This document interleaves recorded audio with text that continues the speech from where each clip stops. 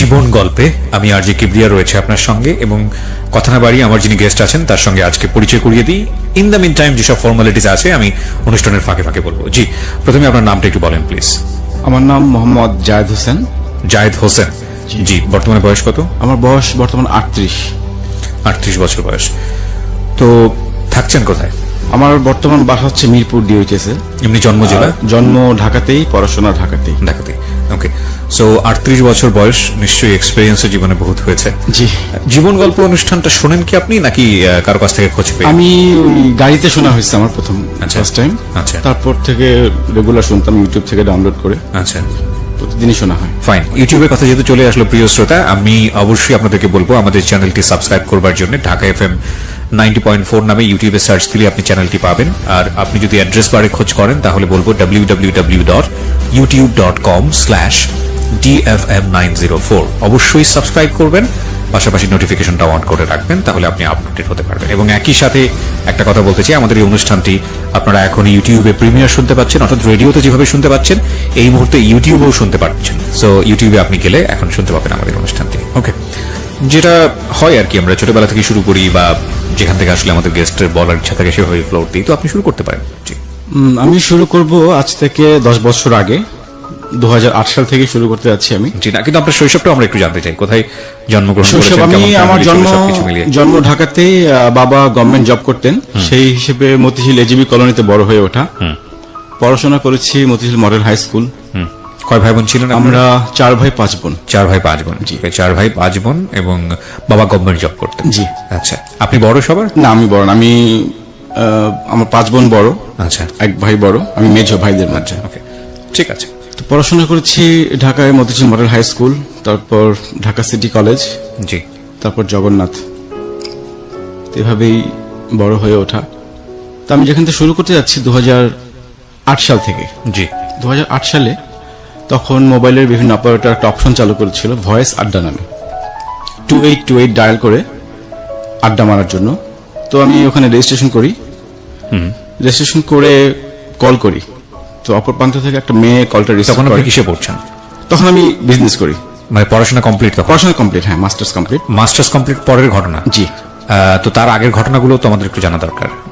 তার আগে স্কুলে যদি বলি, স্কুল লাইফের কথা। আপনি জব করলেন না কেন? মানে কোথাও কোনো জব করলেন না কেন? না, আমাদের বিজনেস হচ্ছে গার্মেন্টস এর।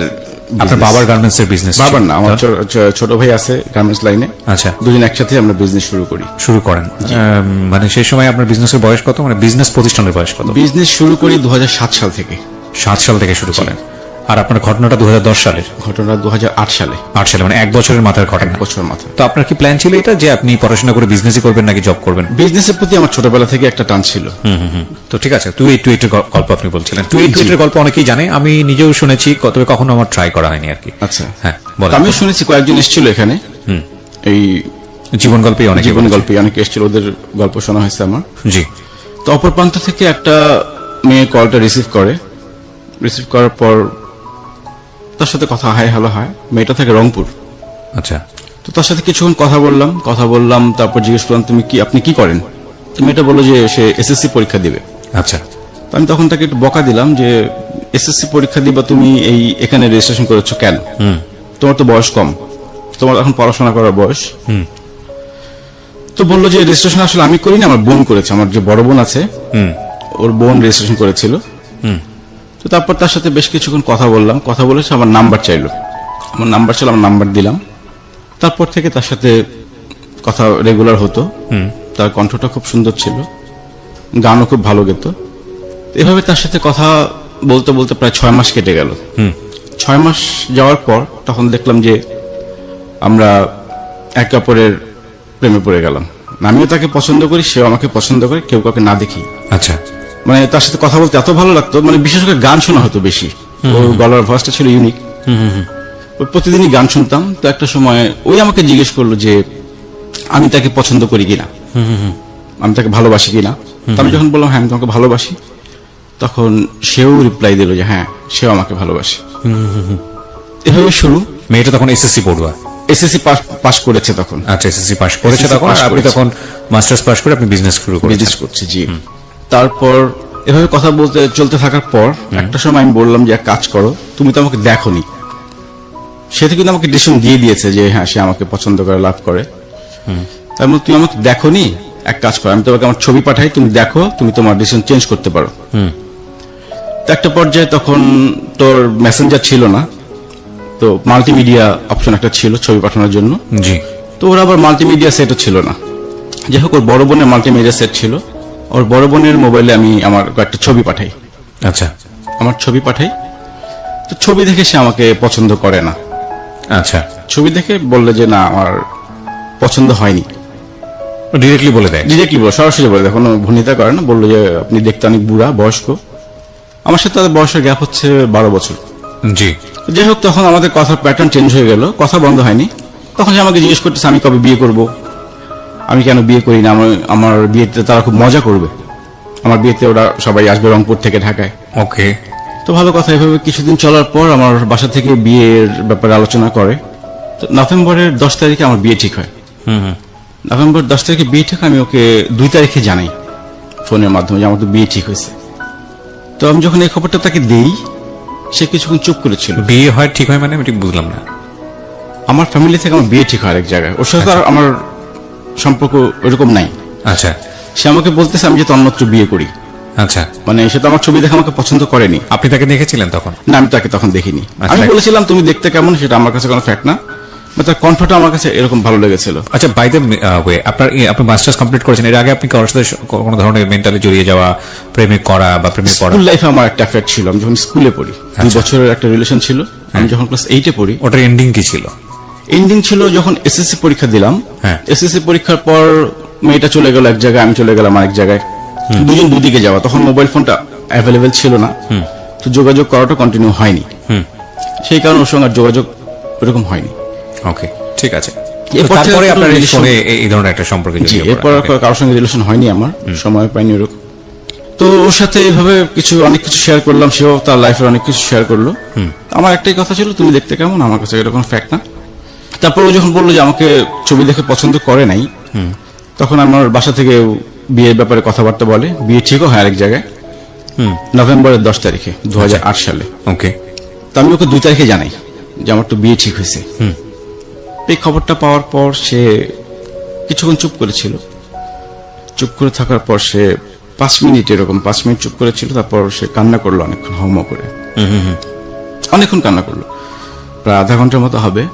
তো তখন আমি তাকে বললাম যে আমি কি বিয়েটা ক্যান্সেল করবো কিনা, সময় আছে, তুমি যদি বলো আমি বিয়েটা ক্যান্সেল করতে পারি, কিন্তু একটা কথা দিতে হবে, তুমি আমাকে ছেড়ে কোথাও যাবা না, এরকম একটা কথা দিলাম, বিয়েটা ক্যান্সেল করবো। তো বললো যে না, আসলে আমার তো বয়স ছোট, আমার ডিসিশন দেওয়ার মতো বয়স হয়নি এখনো। তারপর বিয়ে মেয়েটার হলো। ফ্যামিলি কি ছিল, মানে মেয়েটার ফ্যামিলি স্ট্যাটাসটা আমাকে মেয়েটার বলুন। ফ্যামিলি স্ট্যাটাস হচ্ছে ওর বাবা একটা সরকারি ব্যাংকের কর্মকর্তা, ওরা 3 বোন, ওরা সবাই রংপুরে থাকতো তখন। ওই কি বড়? ও বড়, ও মেয়েছো। ও মেজো, আর ওর ছোট আরেকটা বোন আছে, ছোট। এবং ওর বড়। আচ্ছা, জি, ওর বড় বোন ঢাকা মেডিকেলে পড়তো ওই সময়। ঢাকা মেডিকেলে। ওর ফ্যামিলি তো স্ট্যাটাস তো ভালো। ফ্যামিলি স্ট্যাটাস ভালো। রাইট। তো আপনি এই মেয়েটার প্রতি ইমোশনালি এতটা অ্যাটাচ হচ্ছিলেন কেন? কারণ যে মেয়েটা আপনার চেয়ে বয়সে এত ছোট এবং যে মেয়েটা আপনাকে পছন্দও করেনি, in fact why are you being so attached with her? পছন্দ করেনি বলতে সে আমার ছবি দেখে পছন্দ, কিন্তু ছবি দেখার আগে কিন্তু পছন্দ করেছিল। মানে এতটাই পছন্দ করেছিল, সে আমাকে ছাড়া কিছু বুঝে না। সেটা ঠিক আছে, আমি সেটা বুঝতে পারছি, ব্লাইন্ড লাভ যেটা হয়, কিন্তু জি। আপনি এতটা অ্যাটাচড হচ্ছিলেন কেন? আপনি তো যথেষ্ট ম্যাচিউর ছিলেন। আমার ওই কথা বলতে ভালো লাগতো, তার সাথে কথা বলতে ভালো লাগতো, অনেক কিছু সে বলতো আমাকে, তার গান শুনতাম, আচ্ছা, সেই হিসেবে। নাকি ও যে বয়সে ছোট ছিল এই বিষয়টা আপনি এনজয় করতেন? না, সেরকম কোন এনজয় করা না, কিন্তু ভালো লাগতো কথা বলতে, ম্যাচিউর ভয়েস ছিল, গলার টোনটা ভালো ছিল। আমি কেন বলছি, কারণ জি। ছোটদের কিছু খামখেয়ালি থাকে যেটা বুড়ো বয়সে এসে ভালো লাগে, মানে তুমি না, সেরকম কিছু না। সেরকম কিছু ছিল না, না? সেরকম কিছু ছিল না। ওকে, জাস্ট কথা বলেই ভালো লেগেছিল তার সাথে। ওকে। আমি বলছি কি কারণে, কারণ আপনি একটা বিয়ে ঠিক হয়ে গেছে আপনার, আর যে মেয়েটার সঙ্গে আপনার বিয়ে ঠিক হয়েছে তাকে তো আপনি নিশ্চয়ই দেখেই ঠিক করেছেন। জি। তার মানে এত কিছু দেওয়ার পরে যে মেয়েটাকে আপনি দেখেননি এবং যে মেয়েটাকে আপনাকে দেখার পরে পছন্দ করেনি, সেই মেয়েটাকে আপনি বলছেন যে ও যদি সিরিয়াস থাকে তাহলে আপনি বিয়েটা ভেঙে দেবেন, মানে তার মানে আপনি কতটুকু ভয়ঙ্কর রকমের সিরিয়াস এই মেয়েটা? আমি অনেক সিরিয়াস ছিলাম। জি। ওকে, তারপর? আমি অনেক সিরিয়াস ছিলাম। তো তারপর ও যেহেতু ডিসিশন দিল না আমাকে ওই সময়, যে আমাকে যেহেতু পছন্দই করেনি ছবি দেখে, তারপর বিয়ে হয়ে গেল। মেয়েটা তখন তিতুমির কলেজে পড়াশোনা করে, অনার্স ফাইনাল ইয়ারে পড়ে। জি। তো মোটামুটি 3 মাস ভালোই সংসার কাটছিল আমাদের, নতুন সংসার। আপনি হ্যাপি ছিলেন মেয়েটাকে নিয়ে? আমি হ্যাপি ছিলাম। হ্যাপি ছিলেন, মানে কমপ্লিটলি আচ্ছা, যে মেয়েটার সঙ্গে আপনি পেন ফ্রেন্ডশিপ, যে মেয়েটার সঙ্গে আপনার ফোনের সম্পর্ক, ওনার নাম কি ছিল? নাম ছিল হানি। হানি। আর যাকে আপনি বিয়ে করলেন, আপনার ওয়াইফ, ওনার নাম কি? ওর নাম হচ্ছে রুবি। তো রুবির সাথে আপনি কমপ্লিটলি হ্যাপি ছিলেন? হ্যাপি ছিলাম। তার মানে হানির সাথে তো কমিউনিকেট করার কোনো প্রশ্নই ওঠে না? না, প্রশ্নই ওঠে না। ওকে, তারপর? 3 মাস পর হানি আমাকে ফোন দেয়। ফোন দিয়ে অনেক কান্নাকাটি করে, সে টিকতে পারতেছে না, তার খুব খারাপ লাগতেছে, সে ঘুমাইতে পারে না, মানে সে সুইসাইড করবে এরকম একটা পজিশন তার। 3 মাস পরে ফোন দিয়ে? 3 মাস পর। 3 মাসে আমার সঙ্গে কোনো যোগাযোগ করেনি, আমিও করিনি। তো সে সুইসাইড করবে, সে আমার থেকে ক্ষমা চায় যে আমাকে মাফ করে দিও, এরকম অনেক কিছু। তো আমি তাকে বুঝালাম যে আসলে এটা তো সমাধান না, সুইসাইড এটা কেমন কথা। সে প্রতিদিন ব্লেড নিয়ে ঘুমাতো রাতের বেলা। এগুলো আপনাকে বলেছে সে? এগুলি বলেছেন। আপনি তো দেখেন নাই? না। না, রাইট। হাতে রক কেটে দিবে একটা আস্তে করে, আর আমি কোনো খোঁজ খবর পাবো না। এগুলো বলে বলে আপনাকে এগুলো বলে বলে, হ্যাঁ। তা আমি এখন পড়লাম টেনশন, এখন যদি সুইসাইড করো তাহলে তো সমস্যা হবে আমার, যে আমার কারণে সে সুইসাইড করছে, আমি নিজেকেও ক্ষমা করতে পারবো না। এভাবে তার সাথে কথা বলতে থাকলাম, বুঝাতে থাকলাম, প্রতিদিনই একই কথা যে সে সুইসাইড করবে, সে টিকতে পারতেছে না। লাস্টে এমন একটা পর্যায়ে চলে আসে, সে আমার সেকেন্ড ওয়াইফ হবে, এরকম একটা অফার করে? এরকম একটা অফার করে।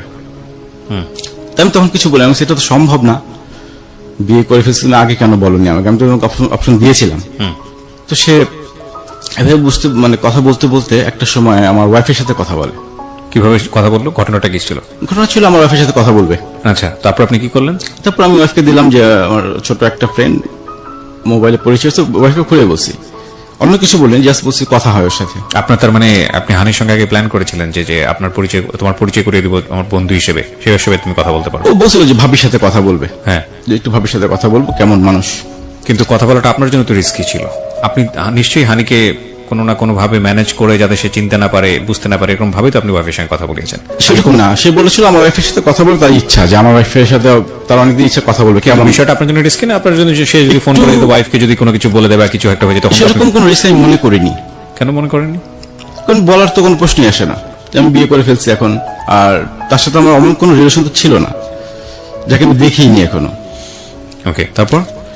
তারপর ওয়াইফের সাথে কথা বলতো, ওয়াইফের সাথে খুব ভালো একটা রিলেশন তৈরি হলো, মাঝে মাঝে ফোন দিত। তো একটা সময় আমার ওয়াইফ বুঝতে পারে যে মেয়েটা আমার প্রতি কিছুটা দুর্বল। যেমন আমি সিগারেট খাই, আমার সিগারেট খেতে মানা করে দেয়। আমার ওয়াইফ জানে আমি সিগারেট খাই, কিন্তু ও ওখান থেকে ইনস্ট্রাকশন দিত আমি খুব বেশি সিগারেট খাই। আমার ঠান্ডা লাগলো একটু টেক কেয়ার করতে বলতো, ঠান্ডা লাগছে, মানে এই ধরনের অতি বাড়াবাড়ি। তো ওয়াইফ একটা সময় বিরক্ত হয়ে গেল, তো বিরক্ত হয়ে আমাকে বললো যে এই মেয়ে যাতে তোমাকে নেক্সট টাইম ফোন না দেয়। ওকে ওকে। তখন আমি তো ওকে বলতে পারতেছি না ফোন না দেওয়ার জন্য, ইনকেস যদি কোনো দুর্ঘটনা ঘটিয়ে ফেলে, আমার মাথায় টেনশন হচ্ছে সেটা। তারপর যোগাযোগ এভাবে চললো কিছুদিন, ও ফোন দিত, আমি তখন বাইরে গিয়ে কথা বলতাম। এতদিন তো বাসায় কথা বলছি, ওর সামনে, ওয়াইফের সামনে কথা বলেছি, ও কিছু মনে করেনি।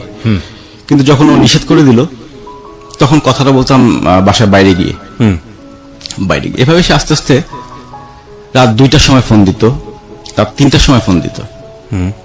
এটা হয়তো ওর একটু হ্যালুসিনেশনের প্রবলেম ছিল, এই কারণে আমি যেটা পরে বুঝতে পেরেছি। হ্যালুসিনেশন বলতে? ও নিজের অজান্তে ফোনটা দিত, ও বুঝতো না যে আমাকে ফোন দিচ্ছে। তো ফোন করে আপনি রাত 2-3টার সময় আপনার ওয়াইফের পাশ থেকে উঠে গিয়ে বাইরে গিয়ে কথা বলতেন? না, তখন কথা বলতো, কেটে দিতাম, তখন বন্ধ করে দিতাম মোবাইলটা। কিন্তু আমার ওয়াইফ তো দেখতো কে ফোন করছে, নাম্বারটা কার। এই নিয়ে এসে আমার বাসায় আম্মার কাছে বিচারও দেয়। আপনার ওয়াইফ? আমার ওয়াইফ, যে আমার একটা মেয়ের সাথে এরকম সম্পর্ক আছে। এভাবে সে আসতে, মানে আমাদের নিজেদেরও কিছু দ্বন্দ্ব ছিল, দুজনের ওয়াইফের সাথেও কিছু বনিবনা হচ্ছিল না। একটা পর্যায়ে সে আমার বাসা থেকে চলে যায়। আচ্ছা, সংসার শুরু করে কতদিন পরে ঘটনা এটা? 6 মাস পরে। আচ্ছা। তো চলে যাওয়ার পর আবার ফোনে যোগাযোগ হয়, আসতে বলি, বুঝাতে বলি, আসে না। এর মধ্যে আমার ফ্রেন্ড একটা বিয়ে করবে, ওর বিয়ের গায়ে হলুদের প্রোগ্রাম, তো ওখানে আমার ফ্যামিলি সহ দাওয়াত দেয়। তাই বলছে আমার ওয়াইফ তো এখন বাবার বাড়ি, তুই একটু ফোন দিয়ে বল ও যাতে ওখানে আসে। তো আসতে রাজি হয় আপনার ওয়াইফ? ওকে। সে বললো যে আসবে। তো আমি ও ওয়াইফকে নিয়ে ফ্রেন্ডের বাসায় গেলাম গায়ে হলুদে। তো দিন আরেক ফ্রেন্ডের বাসায় ছিলাম আমরা রাতে। জি। থাকার সময় আমরা ফ্রেন্ড আড্ডা মারছিলাম, কাঠ খেলছিলাম আর কি, 4 ফ্রেন্ড মিলে। জি। তেমন সময় আমার মোবাইলে ফোন আসে, হানি ফোন করে রংপুর থেকে। তো ফোনটা আমার ওয়াইফ ধরে তাদের মধ্যে অনেক ঝগড়া হয়, অনেক গালিগালাজও চলে। আপনার সামনে? সেটা আমার সামনে না, আমরা 500 রুমে কাঠ খেলছি। আচ্ছা। আরেক রুমে, মানে মোবাইলটা আমি রেখে আসছিলাম পাশে। আপনার ওয়াইফ মানে আপনার ফোন ইজিলি অ্যাক্সেস করতে পারতো? হ্যাঁ, আমার ফোন যে কেউ ধরতে পারতো, আমার ওরকম কোনো অপশন ছিল না, রেস্ট্রিকশন ছিল না। তো ফোনে কথা বলে ওদের মধ্যে একটা ঝগড়া হয় যে তোমাকে আমি ফোন দিতে মানা করছি, তুমি কেন ফোন দিছো। বেশ কিছুক্ষণ ঝগড়া হয় ওদের সাথে, ঝগড়া হয়ে পরের দিন সে আবার চলে যায়। তো আমি আমার বাসায় চলে আসলাম, আমি ওর সঙ্গে যোগাযোগ করছি যে কেন আসবে না।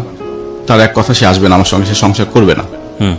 তো বসলাম, ফ্যামিলিগতভাবে বসলাম, ফ্যামিলিগতভাবে বসেও সিদ্ধান্তে আসা হলো না যে না, সে আমার সংসার করবেই না, করবে না। অনেক দিন দরবার করার পরও একটা পর্যায়ে আমাদের ডিভোর্স হয়ে যায়।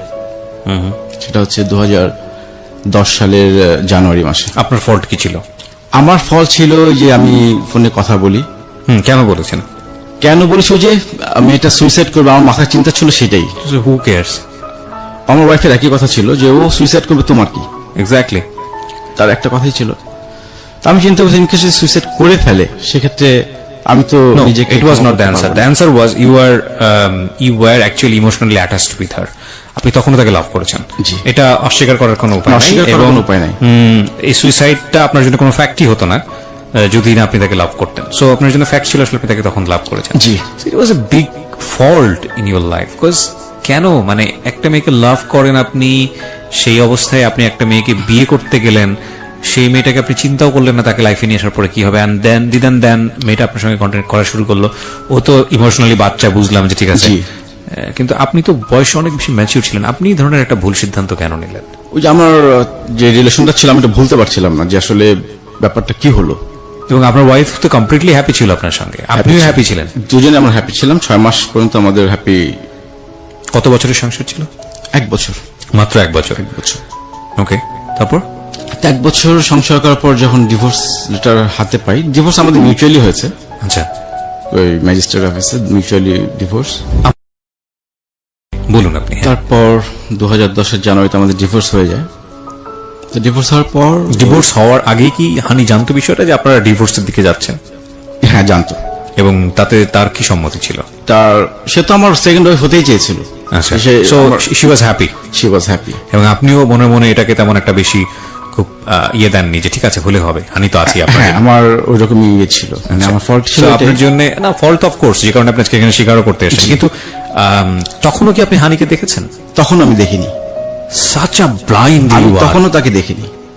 মানে তার কথার এত পাওয়ার ছিল, মানে এত ভালো লাগতো কথা, মানে ও যা বলতো আমি মানে কি বলবো এটাকে, মোহবিষ্ট হয়ে যেতেন। হিপনোটাইজ যেরকম হয় সেরকম হতাম। আজকে শুনে নিন যারা শুনছেন এই জীবন গল্পটা, যে একটা ভোকালের পাওয়ার কতখানি। এবং এই মিষ্ট মিষ্ট কথা শুনে নিজের মধ্যে এমন কিছু তৈরি করেন না অপরপক্ষে যিনি কথা বলছে তার সম্পর্কে, যাতে করে আপনি নিজে শেষ হয়ে যান। বলেন তারপর কি হলো? তারপর সে 2010-এ এইচএসসি পরীক্ষা দেয়। এইচএসসি পরীক্ষার পর আমি আবার একটা অ্যাক্সিডেন্ট করি বাইকে। বাইকে আমার পা ভেঙে যায়। তো কে একজন বলেছিল আমাকে রংপুরে একটা তেল পাওয়া যায়, হাড় ভাঙার তেল পাওয়া যায়। আচ্ছা, তো আমি তখন যাই, রংপুর যাই তেলটা আনতে। এ ফাঁকে ওর সঙ্গে দেখা করার ইচ্ছা ছিল, তো ওর বাসায় যাই সরাসরি। আচ্ছা, ও সরাসরি বাসায় যেতে পারে। কত বছরের সম্পর্কের পরে বাছাই গেলেন? এটা 2008 থেকে 2010। 2008 থেকে 2010-এর দিকে গিয়ে 2 বছর পরে ওর 2 বছর। আচ্ছা, 2 বছর পর ও বাইরে আসতে পারবে না, মানে বাসা থেকে বাইরে আসতে পারবে না। তো সে বললো যে বাসায় যাওয়ার জন্য। ইন দ্য মিনিট ওর বাসায় কি সবাই জানতো যে আপনার এরকম একটা ওর সম্পর্ক? বাসায় সবাই জানে, আমার সাথে কথা বলে। আচ্ছা, কিন্তু আপনার সঙ্গে এরকম আমার একটা বিয়ে সম্পর্ক- হয়েছে সেটাও জানে। এরকম একটা সম্পর্ক আছে সেটা জানে না? না, সম্পর্ক আছে সেটা জানে, জাস্ট জানে যে একটা বড় ভাই আছে। আমি বিভিন্ন সময় গিফট পাঠাতাম। গিফট পাঠাতেন? গিফট কি পাঠাতাম। ধরনের গিফট পাঠাতেন? গিফট প্রথম গিফটটা পাঠাই ও যখন এসএসসি রেজাল্ট করলো, গোল্ডেন জিপিএ পেলো। এইসব কথাবার্তা বলেও গোল্ডেন জিপিএ পেয়েছে? হ্যাঁ, বাহ, মেরিটোরিয়াস স্টুডেন্ট। রেজাল্ট ভালো করেছে, তো গোল্ডেন জিপিএ পেলো। তো আমি তখন কিছু গিফট পাঠালাম, কিছু কাপড় চোপড় বা কিছু গিফট আইটেম এইসব। তো যেহেতু বাসায় যেহেতু সবাই তো জানতো যে গিফটটা কে পাঠিয়েছে, তো বাসায় জানতো যে একটা বড় ভাইয়ের সাথে কথা বলে, ভাইয়ের সাথে কথা বলে। তো বাসায় যখন যাই তখন তো জানে যে আমি যে ম্যারিড। দুপুরে খাওয়া দাওয়া করি ওর বাসায়। ফার্স্ট টাইম আপনি তাকে দেখলেন? ফার্স্ট টাইম দেখলাম। সো দেখার পরে ইমপ্রেশনটা কি ছিল, কেমন লাগলো? দেখার পর আমি আসলে যেভাবে কল্পনা করেছিলাম ঠিক সেরকমই, মানে ও যে বর্ণনা দিয়েছিল, কিন্তু একটু ইম্যাচিউর ছিল, মানে দেখতে। আচ্ছা, মানে আমি যতটা ম্যাচিউর মনে করেছিলাম, দেখে আমি কিছুটা হতাশ হয়েছিলাম। হতাশ বলতে মানে এতটা ইম্যাচিউর আমি মনে করিনি, এতটা পিচ্ছে হবে মানে ফেসের দিক থেকে? ফেসের দিক থেকে, হ্যাঁ। আচ্ছা, যাই হোক, পরে আমাদের শুরু হলো। আবার আমাকে চিঠি পাঠায়, মানে একটা খুব হৃদয় বিদারক চিঠি, যে চিঠিটা পড়লে আমার মানে যতবারই পড়ি ততবারই আমার চোখ দিয়ে পানি পড়ে। ওই সময় কি হাতে হাতে দিয়েছিল চিঠিটা? না না, চিঠিটা কুরিয়ার করে দিয়েছিল, মানে দেখা হওয়ার আগে? দেখা হওয়ার আগে, ওকে। মানে আমার ডিভোর্সের পর আচ্ছা। যে সেই দিনটার অপেক্ষায় ছিল আমি যাতে তাকে কখনো ছেড়ে না যাই। সে অনেক সাধনা করে আমাকে পেয়েছে, সে মানে আমি তাকে ছেড়ে কখনো যাব না। আমি তাকে কথা দিয়েছিলাম যে না, আমি আর কখনোই তোমাকে ছেড়ে যাব না এখান থেকে। তারপর শুরু হলো ওর সাথে আবার যোগাযোগ। তারপর 2010-এ ঢাকায় আসে অ্যাডমিশন দেওয়ার জন্য, ঢাকা ইউনিভার্সিটিতে, তারপর ঢাকা মেডিকেলে বিভিন্ন জায়গায় অ্যাডমিশন দেয়। তো আমি সাথেই ছিলাম। ও থাকতো ওর বান্ধবীর বাসায়, কিন্তু আমার সাথে যেত। ওর তো ভাই নেই, ওর বোন ছিল ঢাকাতে, কিন্তু আমার সাথে যেত। এভাবে যেতে যেতে ও ঢাকাতে হলো না কোথাও অ্যাডমিশন। ও অ্যাডমিশন নেয় ময়মনসিংহ বাংলাদেশ এগ্রিকালচার ইউনিভার্সিটিতে। না না, বাসায় গিয়ে কি হলো আমাকে একটু ইন ডিটেইল বলেন না। বাসায় গিয়ে খাওয়া দাওয়া করার পুরো ঘটনাটা কি ঘটলো, কিভাবে বিদায় নিলেন, আচ্ছা, শুনি বিষয়টা। বাসায় তো মিষ্টি নিয়ে গেলাম, মিষ্টি আম এসব নিয়ে গেলাম, নিয়ে ওর সবার সাথে পরিচয় হলাম। বাসায় ওর বাবা ছিল না, ওর মা ছিল, হ্যাঁ, ওর বোন ছিল, ছোট বোন ছিল। পরিচয় হলাম, দুপুরে খাওয়া দাওয়া করলাম একসাথে। ও রান্না করেছিল আমার জন্য স্পেশালি। রান্না করে বিকেলের দিকে আমি আবার ওখান থেকে ব্যাক করি ঢাকার দিকে। আচ্ছা। সকালে গিয়ে নেমেছি। আপনাদের সঙ্গে কোনো কথাবার্তা হয়নি, পার্সোনালি কথাবার্তা হয়নি? পার্সোনালি কথাবার্তা ড্রয়িং রুমে হয়েছে। আচ্ছা। যে ড্রয়িং রুম, ওখানেই কথাবার্তা হয়েছে। তো আম্মু আসছে গেছে এই পাশ দিয়ে, বোন আসছে গেছে এই পাশ দিয়ে, কিন্তু ওইভাবে কথাবার্তা হয়েছে। ওই তার সাথে আমার প্রথম দেখা। তারপর বিকেলে চলে আসলাম ঢাকাতে। ঢাকাতে চলে আসার পর আবার তার সঙ্গে ফোনে যোগাযোগ। এমনও দিন গেছে যে কথা বলতে বলতে সকাল হয়ে গেছে। আচ্ছা। এসএসসি আর ইন্টার পড়ুয়া একটা মেয়ে কথা বলতে বলতে ভোর বানিয়ে ফেলছে, ওর বাবা মা এগুলো খেয়াল করতো না? ও ওর বোনের সঙ্গে, ওর বোন জানতো যে আমার সাথে কথা বলে। বাসায় ওর সমস্যা কি, বাসায় অতটা যোগাযোগ ছিল না কারোর সাথে, মানে মা বাবার সাথে মেয়ে, আচ্ছা। বোনের সাথে বোন, একটা টিটাস ছিল, ডিটাচ ছিল। জি, সেই কারণে কথাটা আমার সাথে বেশি হয়েছে। ওর বড় বোনও জানতো আমার সাথে কথা বলে, কিন্তু বড় বোন কিছু বলেনি কখনো।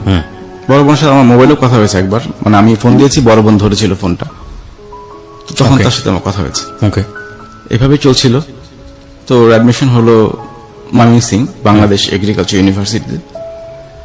তারপর তো আমার যোগাযোগ, আমি প্রতি সপ্তাহে যেতাম ঢাকা থেকে ময়মনসিংহ। ঢাকা থেকে ময়মনসিংহ। গিয়ে কি করতেন? গিয়ে আমি গাড়ি ড্রাইভ করে যেতাম। নিজের গাড়ি ছিল? নিজের গাড়ি, যে আচ্ছা, নিজের গাড়ি নিয়ে যেতাম ড্রাইভ করে। তো সবার সঙ্গে পরিচয় হলো প্রথম যখন গেলাম, বান্ধবী ফ্রেন্ডের সাথে পরিচয় হলো। দুপুরে খাওয়া দাওয়া করতাম একসাথে, খাওয়া দাওয়া করে নদীর পাড়ে ঘুরতাম। তারপর একটা লেক ছিল, ওই লেকের পাশে বসে থাকতাম। আবার রাতের বেলা চলে আসতাম সন্ধ্যার পরে।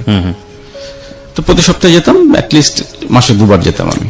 সারাদিন থেকে বিকেলে চলে আসতাম। মাঝে মাঝে হলে থাকতাম, ও থাকার কথা বলতো, ওর যে ফ্রেন্ড আছে।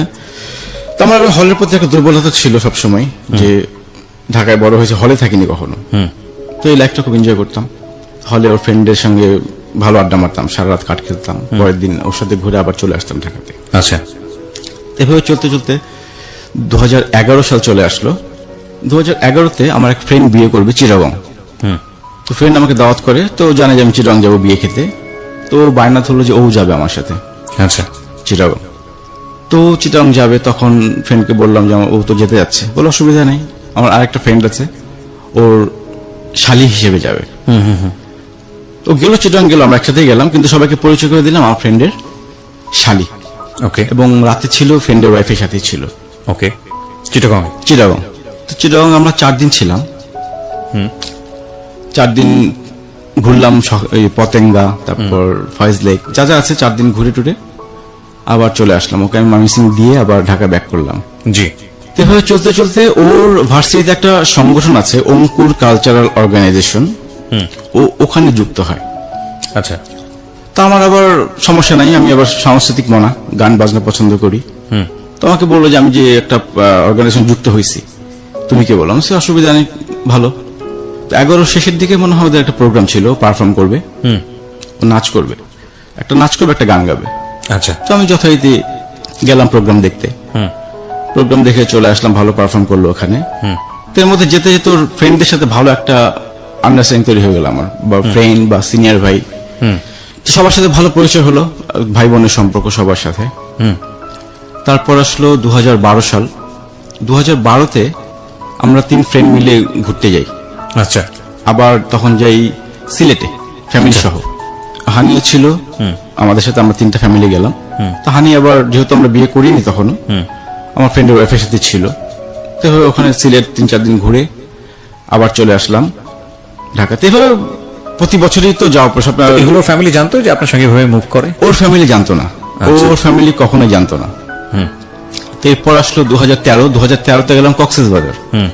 ওই 3 ফ্রেন্ড মিলি আমরা এবার এভাবেই ঘুরি সবাই। কক্সবাজার ঘুরে আসার পর 2013-তে একদিন ফোন দিয়ে বললো যে ওর বান্ধবী একটা বিয়ে করবে। বান্ধবী বিয়ে করবে, আমাকে বললো যে বান্ধবী বিয়ে করবে, তোমাকে আসতে হবে আচ্ছা, সাক্ষী হিসেবে। ওকে, তুমি সাক্ষী দিবা। তো আমি বললাম বিয়ে করে ভালো কথা, তো বান্ধবীকে দাও, বান্ধবীর সাথে কথা বলি। তো বান্ধবীর সাথে কথা বললাম, বললো যে ভাই আসলে সিদ্ধান্ত নিয়েছি যে বিয়ে করব। তো আমি বললাম যে যেহেতু আমি বড় ভাই, আমার তো কিছু বলার আছে ওখানে। তো বললাম যে তোমাকে কি প্রেশার দিচ্ছে নাকি বিয়ে করার জন্য, আর সিদ্ধান্তটা কি ভেবে চিন্তে নিছো? এটা কিন্তু একটা বিশাল ব্যাপার, বিয়ে। তো বললো যে হ্যাঁ ভাইয়া সবকিছু চিন্তা ভাবনা করেই নিচ্ছি, আমরা এখন কোন ফ্যামিলিকে জানাবো না, জাস্ট বিয়ে করে রাখবো। তো যথারীতি গেলাম, ময়মনসিংহ গেলাম, বিয়ে হয়ে গেল দুজনের কাজী অফিসে। জি, বিয়ে হয়ে গেল পর আমি আবার চলে আসলাম ঢাকাতে। এভাবে আরো কিছুদিন যাওয়ার পর প্রায় 6 মাস পর, 6 মাস পর ওর আরেকটা বান্ধবী বিয়ে করবে।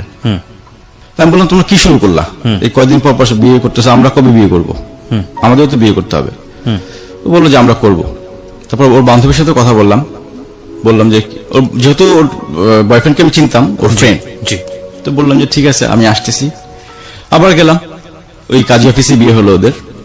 আমি ছিলাম বড় ভাই, মেয়ের বড় ভাই। ওকে, জাস্ট এতটুকু বলছিলাম যে ইনকেস কোনো ঝামেলা হলে আমাকে ঝামেলায় জড়াও না, কারণ ঝামেলায় পরে যারা সাক্ষী দেয় তারাই, মামলা মোকদ্দমা যদি হয় সাক্ষীদের উপর কিন্তু। তারপর বান্ধবীর বিয়ে হয়ে যায়। তারপর আসলে 2014 সাল। এর মধ্যে তো ওর ভার্সিটি প্রতি বছর একটা করে প্রোগ্রাম চলে, ওই অঙ্কুরের প্রোগ্রাম, যেটা আমি যাই, সবার সাথে পরিচয় হয় এবং রিহার্সেলও দেখতাম আমি। আমার কাছে ভালো লাগতো রিহার্সেল গুলো দেখতে, এবং ওখানে আমি স্পন্সরও করতাম। মানে ও যা করতো আমার সেটাই ভালো লাগতো, মানে যেভাবেই হোক ওকে হ্যাপি রাখার চেষ্টা করা। তারপর 2014 মে মাসে ও আমাকে ফোন দিয়ে বলতেছে যে বিয়ে করব। তো আমি বললাম বিয়ে করবো তো মাথা ঠিক আছে? বলে হ্যাঁ, এত কিছু বুঝি না। বান্ধবীরাও ধরছে ওকে বিয়ে করার জন্য, যেহেতু 2টা বান্ধবী বিয়ে করছে। তাই আমি বললাম যে আসলে ওদের প্রবলেম আমাদের প্রবলেম কিন্তু 2টা 2 রকম। আমার কিন্তু একটা ব্যাকগ্রাউন্ড আছে, তোমার ফ্যামিলি অত সহজে মানবে না জিনিসটা। জি, বললো যে দরকার হলে বাবা মার পা ধরে বসে থাকবো, তুমি পারবা না বসে থাকতে? হঠাৎ করে ওর বিয়ের ব্যাপারটা মাথায় আসলো কেন? তখনও তো পড়ছিল 14, যেহেতু 2টা বান্ধবী বিয়ে করেছে, ওদেরও একটু ইন্সপিরেশন ছিল এই ব্যাপারে। আচ্ছা আচ্ছা, ওদের দল ভারী করার জন্য হতে পারে, বা তখনও কোন ইয়ারের স্টুডেন্ট? 2014 তো থার্ড ইয়ারে পরে। ওকে, থার্ড ইয়ারে। পরে সিদ্ধান্ত নিলাম যে হ্যাঁ ঠিক আছে, আমি তো বিয়ে করবোই, কারণ ওকে ছাড়া তো আর অন্য কোথাও সম্ভব না এখন, চিন্তাও করিনি কখনো। তো 2014 সালের জুন মাসে 6 তারিখে আমাদের ডেট ফিক্স করি বিয়ের। আপনারা নিজেরা ফিক্স করেন? আমরা নিজেরা ফিক্স করি। তো আমি আমার ঢাকা থেকে একটা ফ্রেন্ড নিয়ে যাই, আর একজন সম্পর্কে মামা হয় ওনাকে নিয়ে যাই। না, কিন্তু আপনার ফ্যামিলির সঙ্গে কথা বলেননি তার মানে? আমার ফ্যামিলিতে আমি কাউকে বলিনি। ওর ফ্যামিলিতেও কাউকে? ওর ফ্যামিলিতেও কাউকে। বিষয়টা কি ছিল? আপনারা নিজেরা বিয়ে? আমরা চুপি চুপি বিয়ে করব এবং চুপচাপ থাকবো, মানে যখন সময় হবে তখন জানাবো। আচ্ছা, ওকে। তারপর 2014 জুন মাসের 6 তারিখে যাই, ময়মনসিংহ গেলাম, কাজী অফিসে যথারীতি আমাদের বিয়েটা সম্পন্ন হয়। তারপর আমার ফ্রেন্ডরা ঢাকায় চলে আসে, আমরা দুজন তখন একসঙ্গে থাকলাম। যখন বিয়ে করি তো কাবিন নিয়ে একটা প্রবলেম ছিল। হ্যাঁ, আমি ভাবছিলাম যে 5 লাখ টাকা হয়তো কাবিন দিলেই হবে। আমার ফ্রেন্ডে বলেছিল 5 লাখ টাকা কাবিন, তো বললো যে না 10 লাখের নিচে হবে না। এটা ও বলেছে? ও বলেছে। আপনারা আগে ঠিক করেননি বিষয়টা? না, আগে ঠিক করা হয়নি। কাবিন নিয়ে তো অতটা মাথা ব্যথা ছিল না। ওকে, যে বিয়ে করবো, কাবিন তো কোনো ফ্যাক্ট না। তাই আমি বললাম যে ঠিক আছে 5 লাখ টাকা হোক। তো বললো যে না, ওর বড় বোনের বিয়ে হয়েছে, 10 লাখ টাকা কাবিন, এর নিচে এসে বিয়ে করবে না। ওকে, তা আমি রাজি হলাম যে 10 লাখ টাকা কাবিন, সমস্যা কি। তারপর বিয়েটা হয়ে গেল। তো বিয়ের পর ওই দিন আমরা ছিলাম এক জায়গায়। আচ্ছা, মানে আমাদের যে বাসর রাত বলতে যেটা বোঝায়। পরের দিন ওকে হলে দিয়ে আমি আবার ঢাকায় ব্যাক করলাম। তারপর যেভাবে চলতে থাকলো, ঠিক 4 মাস পর ওর সাথে আমার একটা ঝগড়া হয়, খুব মনোমালিন্য, ছোট একটা ব্যাপার নিয়ে। আমি একদিন শুক্রবার যেতে পারিনি ময়মনসিংহ, আমার যাওয়ার কথা ছিল, কিন্তু ও এটা নিয়ে একটু ঝগড়া হয়। ঝগড়ার এক পর্যায়ে সে আমার মাকে ফোন দিয়ে বলে দেয় যে আমরা বিয়ে করছি। রেগে মেগে? রেগে। না কি হঠাৎ করে তো ঝগড়া হতে পারে না, নিশ্চয়ই কিছু একটা দাবি দেওয়া ছিল তার। না, দাবি দেওয়া না, ওই আমি ওর সমস্যা ছিল একটা, আমাদের মধ্যে ঝগড়া হতো, কিন্তু সপ্তাহে একদিন ঝগড়া হতোই আমাদের, তো সিলি সিলি ব্যাপার নিয়ে। এই আমার সকালে যাওয়ার কথা, আমি যদি 12টার সময় পৌঁছাই ওটা নিয়ে একটা ঝগড়া হতো। আচ্ছা। তারপরে যদি এক শুক্রবার যেতে না পারতাম ওটা নিয়ে একটা ঝগড়া হতো। আমার বাবা হয়তো ফ্রাইডেতে গ্রামের বাড়িতে যাবে, ওনাকে দিয়ে আসতে যেতাম, সেই কারণে হয়তো আমার মিস হতো এই ফ্রাইডে গুলা। জি। কিন্তু একটা মিস হলে আমি পরেরটাতে যেতাম। আচ্ছা। এটা এইসব ব্যাপার নিয়ে ঝগড়া হতো।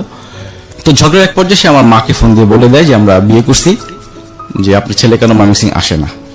ওকে, মানে আপনি কি যাওয়া কমিয়ে দিয়েছিলেন কোনো কারণে? না, যাওয়া কমিয়ে দিন, আমি পরপর 2টা শুক্রবার মিস করেছিলাম। আচ্ছা। মানে আমার যাওয়ার কথা ছিল, সবকিছু রেডি ছিল, কিন্তু হয়তো এক শুক্রবার বাবা গ্রামে যাবে, আচ্ছা। ওই কারণে যেতে পারিনি। পরের শুক্রবার হয়তো বাবা অসুস্থ ছিল, যে কোনো একটা সমস্যা হবে, মানে 2 শুক্রবার মিস করেছিলাম। কেন মিস করলাম? এর আগেই সেই এর আগে সে আমার মাকে ফোন দিয়ে জানিয়ে দেয়। ওকে। তো বাসায় ঢুকে দেখে আম্মা কান্না করতেছে। তো আম্মাকে জিজ্ঞেস করলাম যে কি হয়েছে। তো আম্মা কথা বলে না আমার সাথে, কথা বলে না। পরে বললো যে তোমার ফ্রেন্ডের নাম্বারটা দাও।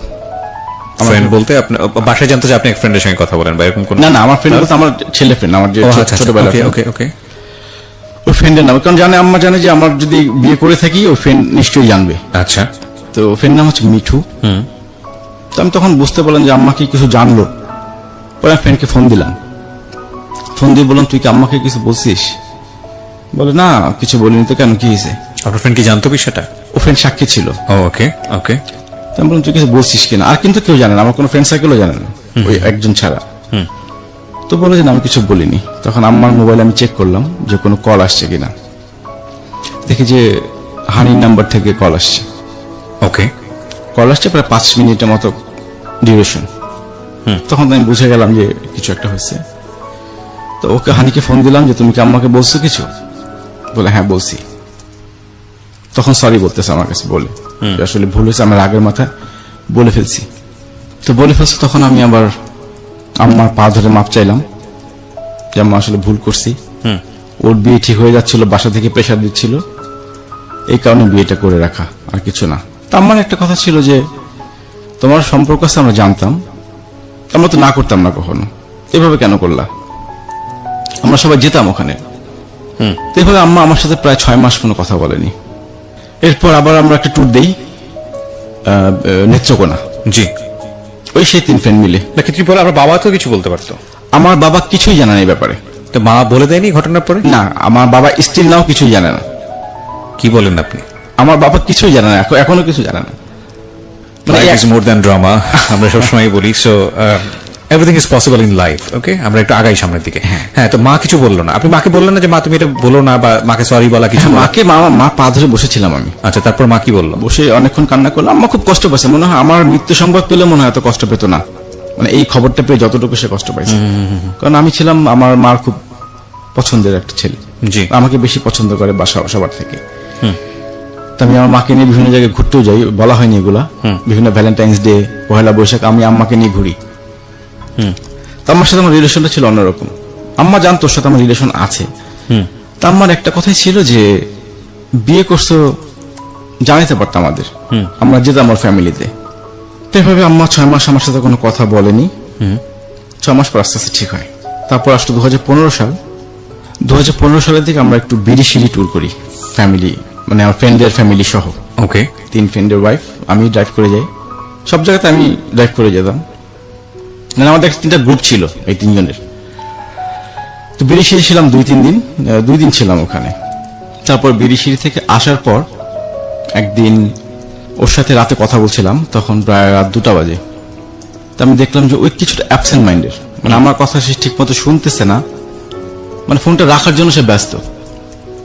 2টা কি 2:30 বাজে তখন। তো আমার অনেক চেষ্টা করতেছে কথা বলার জন্য, কিন্তু সে আমার সাথে কোনোভাবেই আগাচ্ছে না কথাতে। তো একটা পর্যায়ে ফোন রেখে দিলাম। তো আমার একটু সন্দেহ হলো, এরকম করতেছে কেন, মানে মনে হচ্ছিল কারোর সঙ্গে চ্যাটিং করতেছে এরকম কিছু। আচ্ছা। তো 2014 সালে আবার বিয়ের পর আমাদের দুজনের পাসওয়ার্ড একই ছিল ফেসবুকের। আচ্ছা। আমি কখনো ঢোকা হয়নি, ওরটাও যা আপনারটাও তাই? ওটাও যা আমারটাও তাই। এটা ওই করেছিল, কিন্তু ও আমারটাতে ঢুকতো বিভিন্ন সময়, আমার কখনো ঢোকা হয়নি। পরে আমি ওর মেসেঞ্জারে ঢুকলাম, ঢুকে দেখি সে একটা ছেলের সাথে চ্যাটিং করতেছে এবং ভাষাগুলো খুব নোংরা, ওকে। খুব নোংরা ভাষা। আপনি বাড়িতে ঢুকে আপনি বসেছিলেন, মানে কি কি কথাবার্তা? তখন দেখলাম চ্যাটিং এর, মানে প্রথম এটাই ছিল, আসো তোমাকে, মানে আমার চোখে যেটা পড়ছে, আসো তোমাকে আজ না আরেকদিন, মানে এরকম কিছু কনভারসেশন। তো এইভাবে বেশ কিছু নোংরা, মানে এত নোংরা ভাষা আমি কখনো শুনিও নি, দেখিও নি। আর ওর সাথে আমার এরকম কখনো হয়নি, প্রশ্নই আসে না। আচ্ছা, এগুলো ধরনের কথাবার্তা কখনো না, কখনো এই ধরনের নোংরা কথাবার্তা ও পছন্দ করতো না, আমি পছন্দ করতাম না। তো কিছুক্ষণ প্রায় 3-4 মিনিট দেখার পর আর নিতে পারছিলাম না তখন জিনিসগুলা। একটা পর্যায়ে ছেলে বলতেছে তোমার একটা ছবি পাঠাও, টপলেস ছবি। ও একটা ছবি পাঠায়, টপলেস পাঠায় না, জাস্ট ওড়না ছাড়া একটা ছবি পাঠায়। এটা মানে ও পাঠায়, আপনি ও ওখানে পাঠায়। বসে আছেন, আমি দেখছেন? দেখতেছি স্টিল নাও আমার চোখের সামনে। ওকে। ও ছবিও পাঠায়, কিন্তু ছেলে বললো এই ছবি, কারণ আমি তো এই ছবি পাঠাতে বলিনি। তো বললো যে এর বেশি পসিবল না, ওকে। এর বেশি পসিবল না। তখন আমি ওকে ফোন দিলাম, আমি পারছিলাম না তখন, মানে আমার সব ভালোবাসা, বিশ্বাস এক মুহূর্তে জিরোতে চলে আসলো, যে আমি কি দেখলাম এটা। পরে ওকে ফোন দিলাম যে কি করতেছ। ও বললো যে এক জুনিয়র নক দিছে, একটা রিপ্লাই দিলাম। জুনিয়রটা কে? বলে ঈশিতার কাজিন, ওর বান্ধবী ঈশিতা, ওর কাজিন। ও কি করে, কোথায় থাকে, সবকিছু যখন ও বল তুমি এমন করতেছো কেন, মানে এত কিছু কেন জিজ্ঞেস করতেছি আমি। তখন আমি একটু ভাষা খারাপ করলাম, মানে তুই জানিস না কেন করতেছি আমি এরকম। ওই কনভারসেশনের মধ্যে কথা আপনি ইন্টারাপ্ট করে ফেললেন? হ্যাঁ, আমি তো তখন ফোন দিয়েছি তাকে, মানে আপনার ওয়াইফকে ফোন দিয়েছেন? আমার ওয়াইফকে ফোন দিয়েছি। আচ্ছা, তো কনভারসেশন চলতেছিল এই অবস্থায় ফোন ওই দিয়েছেন? অবস্থায় ফোন দিয়েছি, হ্যাঁ। আচ্ছা, প্রথমে বলেছি কি করো, মানে আপনি কন্ট্রোল করতে পারেননি? কন্ট্রোল করতে পারিনি তখন আমি। That is another big mistake. Fine, আমি আসলে বিগ মিস্টেক বলবো কি, মানে মাথা তখন আসলে হয়তো ওনার ঠান্ডা ছিল না, যে কারণে উনি এটা করে ফেলেছেন। বাট এটা খুব খুব ঠান্ডা মাথায়, যেহেতু পাসওয়ার্ডটা আপনার কাছে ছিল, জি, খুব ঠান্ডা মাথায় আপনি পুরো ঘটনাটাকে রিভিল করতে পারতেন। আমি কখনোই ঢুকিনি। আচ্ছা, জীবনে কখনো ঢোকেননি, শুধু সন্দেহ হচ্ছে বলে ঢুকেছেন? সন্দেহ হয়েছে। But what happen in her life, sorry in his life, so ওইটাই আমরা আমাদের এখানে প্রচার করছি। বাট টুকি টুকি কয়েকটা জায়গায় যদি কখনো আপনার লাইফে এরকম সিচুয়েশন ফেস করতে হয়, দুই একটা জাস্ট একটু টিকা টিপ্পণী করছি এই কারণে, যদি হয় কখনো, তাহলে আপনি যেটা করবেন, প্রথমত সন্দেহ করা ভালো কিছু না, তারপরে যদি সন্দেহ করে যদি ভিতরে গিয়ে এরকম কোনো কিছু পানও, সেটা যে কোনো ক্ষেত্রে হতে পারে, ছেলের ক্ষেত্রে বা মেয়ের ক্ষেত্রে, দেন মাথা ঠান্ডা রেখে পুরো ঘটনাটা রিভিল করাটা খুব জরুরি। কেন জরুরি সেটা হয়তো আমি অনুষ্ঠানের শেষের দিকে গেলে আপনাদেরকে বলবো। তারপর তো বেশ কিছুক্ষণ রাগারাগি করলাম তার সাথে, এবং তখনই ব্রেকআপ করে দিলাম। তোমার সাথে ফার্দার আপনি বলেছেন ওকে যে, ওকে বলেছি যে আমি কি দেখেছি বা কি হয়েছে না? হ্যাঁ, ও জানে, ও তখন বুঝতে পেরেছে। পুরো জিনিসটা বলে আমি ওকে স্ক্রিনশট পাঠিয়ে দিয়েছিলাম তখন। ও, আপনি স্ক্রিনশটগুলো নিয়ে নিয়েছেন? 2-3টা নিয়েছিলাম। এগুলো আছে আপনার কাছে এখনো ডকুমেন্টস? আছে, আমার কাছে আছে, স্ক্রিনশট আছে। ওকে। তো আমি ওকে আবার এই স্ক্রিনশটে পাঠিয়ে দিয়েছিলাম। তো তখন খুব সরি বললো। আপনি ঘটনাটা জানতে চাইলেন না যে কি হয়েছে তোমাদের মধ্যে? হ্যাঁ, ওই বলতেছে জুনিয়র, তো জুনিয়রের সাথে এরকম রিলেশন কেন তোমার? জুনিয়র বলতে বান্ধবী- ওর ডিপার্টমেন্টের জুনিয়র? না না, ও ঢাকায় থাকো, বান্ধবী কাজিন, ওই একদিন ময়মনসিং গিয়েছিল, সেখানে তার সাথে পরিচয় হয়েছে। তোর সাথে দেখলাম প্রায় 15 দিন যাবত এরকম চ্যাটিং হচ্ছে। মানে আপনাদের মধ্যে কি এমন কোনো ব্যাপার ছিল যে কারণে ও এই ধরনের কাউকে দিয়েছে, নাকি এগুলোর হ্যাবিচুয়াল ব্যাপার ছিল যে হঠাৎ করে হচ্ছে? না, এটা আমি ওই দিনই প্রথম জানতে পারি, এর আগে কখনো আমার ইয়ে ছিল না। আপনি তো একটা বিষয় নিশ্চিত যে একটা মেয়ে সাধারণত আমরা দেখি যে এই ধরনের সম্পর্কে গেলে তার সঙ্গে সম্পর্কটা খুব ডিপলি থাকে, Deeply আইদার থাকে, খুব ডিপলি থাকে অথবা এটা অন্যরকম ব্যাপার স্যাপার। তো আপনি কি নিশ্চিত হলেন সম্পর্কটা আসলে কি ছিল? আমি দেখলাম ওদের সাথে একদিন দেখা হয়েছিল মাত্র। আচ্ছা, একদিন দেখা হয়েছিল, ছেলেরা ময়মনসিং গিয়েছিল, হ্যাঁ। এরপর থেকে এর সাথে এই বিগত 15 দিন যাবত একই রকম চ্যাটিং করতেছে। ও মানে এটা আসলে কোনো অ্যাফেয়ার ছিল না? না, অ্যাফেয়ার ছিল, বাট এটা এক ধরনের ভার্চুয়াল কি বলা যেতে পারে, এক ধরনের ফিজিক্যাল ইন্টিমেসি। হ্যাঁ সেরকম। ওকে। ভার্চুয়াল, তার সাথে রিলেশন ছিল না, জাস্ট Okay. ও জুনিয়র। ওকে। তো আপনি তাকে জিজ্ঞেস করলেন না যে তুমি এই ধরনের সম্পর্ক কেন করছো বা হ্যাঁ, এটা জিজ্ঞেস করেছি, সে সরি বলছে, তখন ভুল হয়েছে তার। সরি বলার পর আপনি রিয়াক্ট করেছেন, বাট আপনি ফাইন্ড আউট করার চেষ্টা করেছেন যে কেন এটা হচ্ছিল তোমার, মানে তুমি কেন এই ধরনের সম্পর্কে জড়াচ্ছ? সে এরকম কিছু আমাকে বলেনি, সে চুপ ছিল, মানে এরকম অ্যান্সার আমি পাইনি, এবং আমি তখনই বললাম যে আসলে এরপর থেকে তোমার সাথে আমার যোগাযোগ রাখা এখানে একটা possible কথা বলি প্রিয় শ্রোতা, সরি ফর দিস ইন্টারাপশন। মানে লিগেলি যদি কখনো, মানে এটা তো লিগেলি অন্যায়, আর দ্বিতীয় কথা হচ্ছে যে যদি কখনো এই ধরনের কোনো সিচুয়েশনে পড়ে যান কেউ, বা যদি দেখেন যে অপরপক্ষ এই ধরনের একটা ইন্টিমেসির মধ্যে চলে গেছে, সেটা ভার্চুয়ালি হোক বা যে কোনো কিছুতেই হোক না কেন, এটাকে আমাদের যে রিয়াকশনটা সেই মুহূর্তে হয় ওনার লাইফে, যেটা ওনার যে রিয়াকশনটা হয়েছে সেটাই স্বাভাবিক হয়তোবা, কিন্তু খুব ঠান্ডা মাথায় ডিল করাটা খুব জরুরি। এই কারণে জরুরি যে এটা আপনার একজন সাইকিয়াট্রিস্টের সঙ্গে কথা বললেই হয়তো বুঝতে পারবেন যে আমাদের ভার্চুয়াল বলয়টা আমাদেরকে যত বেশি ফ্রি করে দিয়েছে, ঠিক তত বেশি আমাদের মনের ভিতরে বিভিন্ন রকমের জিঘাংসা, সেটা সবার জীবনেই কম বেশি এই জিনিসগুলো আছে। বের করে নিয়ে আসতে পেরেছে। হয়তো বা ভার্চুয়ালি আমরা এভাবে মুভ না করলে হয়তো এগুলো কখনোই এক্সপ্রেস হতো না, কিন্তু যেহেতু আমাদের অপরচুনিটি আছে সে কারণে আমরা এই জিনিসগুলো করি, এবং করতে গিয়ে আমাদের একটা স্বাভাবিক সম্পর্ক, একটা সুন্দর সম্পর্ক, একটা ভালো সম্পর্ক, এটা ভয়ঙ্কর রকমভাবে বিপদের মধ্যে পড়ে। এবং যদি কখনো এই ধরনের সিচুয়েশন ফেস করেন, লাইক আপনি করছেন না, আপনার অপরপক্ষ হয়তো বা হয়ে ইনভলভ, সেক্ষেত্রে আপনার মাথা ঠান্ডা রেখে পুরো বিষয়টাকে ডিল করাটা খুব জরুরি ফর বেটারমেন্ট, মানে আপনাদের দুজনের জন্য। বিকজ এটা এই ধরনের ব্যাপার আসলে সম্পর্ক ভাঙার জন্য যেমন লজিক্যাল, ঠিক একইভাবে আমার কাছে ইললজিক্যালও মনে হয়। যাই হোক, এটা আমার ব্যক্তিগত ওপিনিয়ন। হ্যাঁ বলুন। তারপর তো তার সঙ্গে বেশ কিছু ঝগড়া হলো, পরে বললাম যে তোমার সাথে আর আমার সঙ্গে আর যোগাযোগ করবা না, আমি এটা দেখার জন্য প্রস্তুত ছিলাম না। মানে সবকিছু এখন জিরোতে চলে আসলো হুট করে এই জিনিসগুলো দেখার পর। তো সে অনেক সরি বললো, কান্নাকাটি করলো, আর হবে না এরকম, সে ভুল করছে। পরে কি করবো, 7-8 দিন পর আবার তার সাথে আমি ক্ষমা করে দিলাম যে ঠিক আছে, আর ফার্দার যাতে এরকম কিছু না হয়। 7-8 দিন পর আপনি নিজেই থাকতে পারেননি? হ্যাঁ, নিজে। আমার ওই যে বললাম, আমার একটা ওর চিঠিটা পড়লে আমি কিছু, মানে তখন আমার কিছু মনে থাকতো না। Blindly emotionally attached. এক্স্যাক্টলি। এবং সে কারণেই আপনি ভাবে রিয়াক্ট করছেন, সে কারণেই আপনি আবার 7 দিন পরে ফিরে আসছেন। নইলে আসলে এগুলো আসলে লজিক দিয়ে চিন্তা করার বিষয়, আপনার জায়গা থেকে সেটা খুব স্বাভাবিক ছিল। আমি সেই ওই কান্নাগুলো যখন চিন্তা করতাম, সে যে কান্নাগুলো করতো, রাইট, ওগুলো চিন্তা করে তখন আমি ভুলে যেতাম সবকিছু। পরে আমি তাকে বললাম যে এরকম আমি খুব কষ্ট পাইছি। সে বলছে না, সে তার ভুল হয়েছে, সে ভুল স্বীকার করেছে, এরকম কিছু করবে না। তো এভাবে গেল।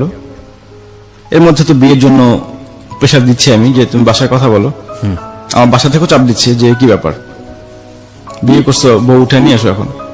এরকম কিছুদিন চলার পর ও আবার ইয়েতে চলে আসে, ইন্টার্নি করার জন্য 3 মাস ঢাকায় থাকে।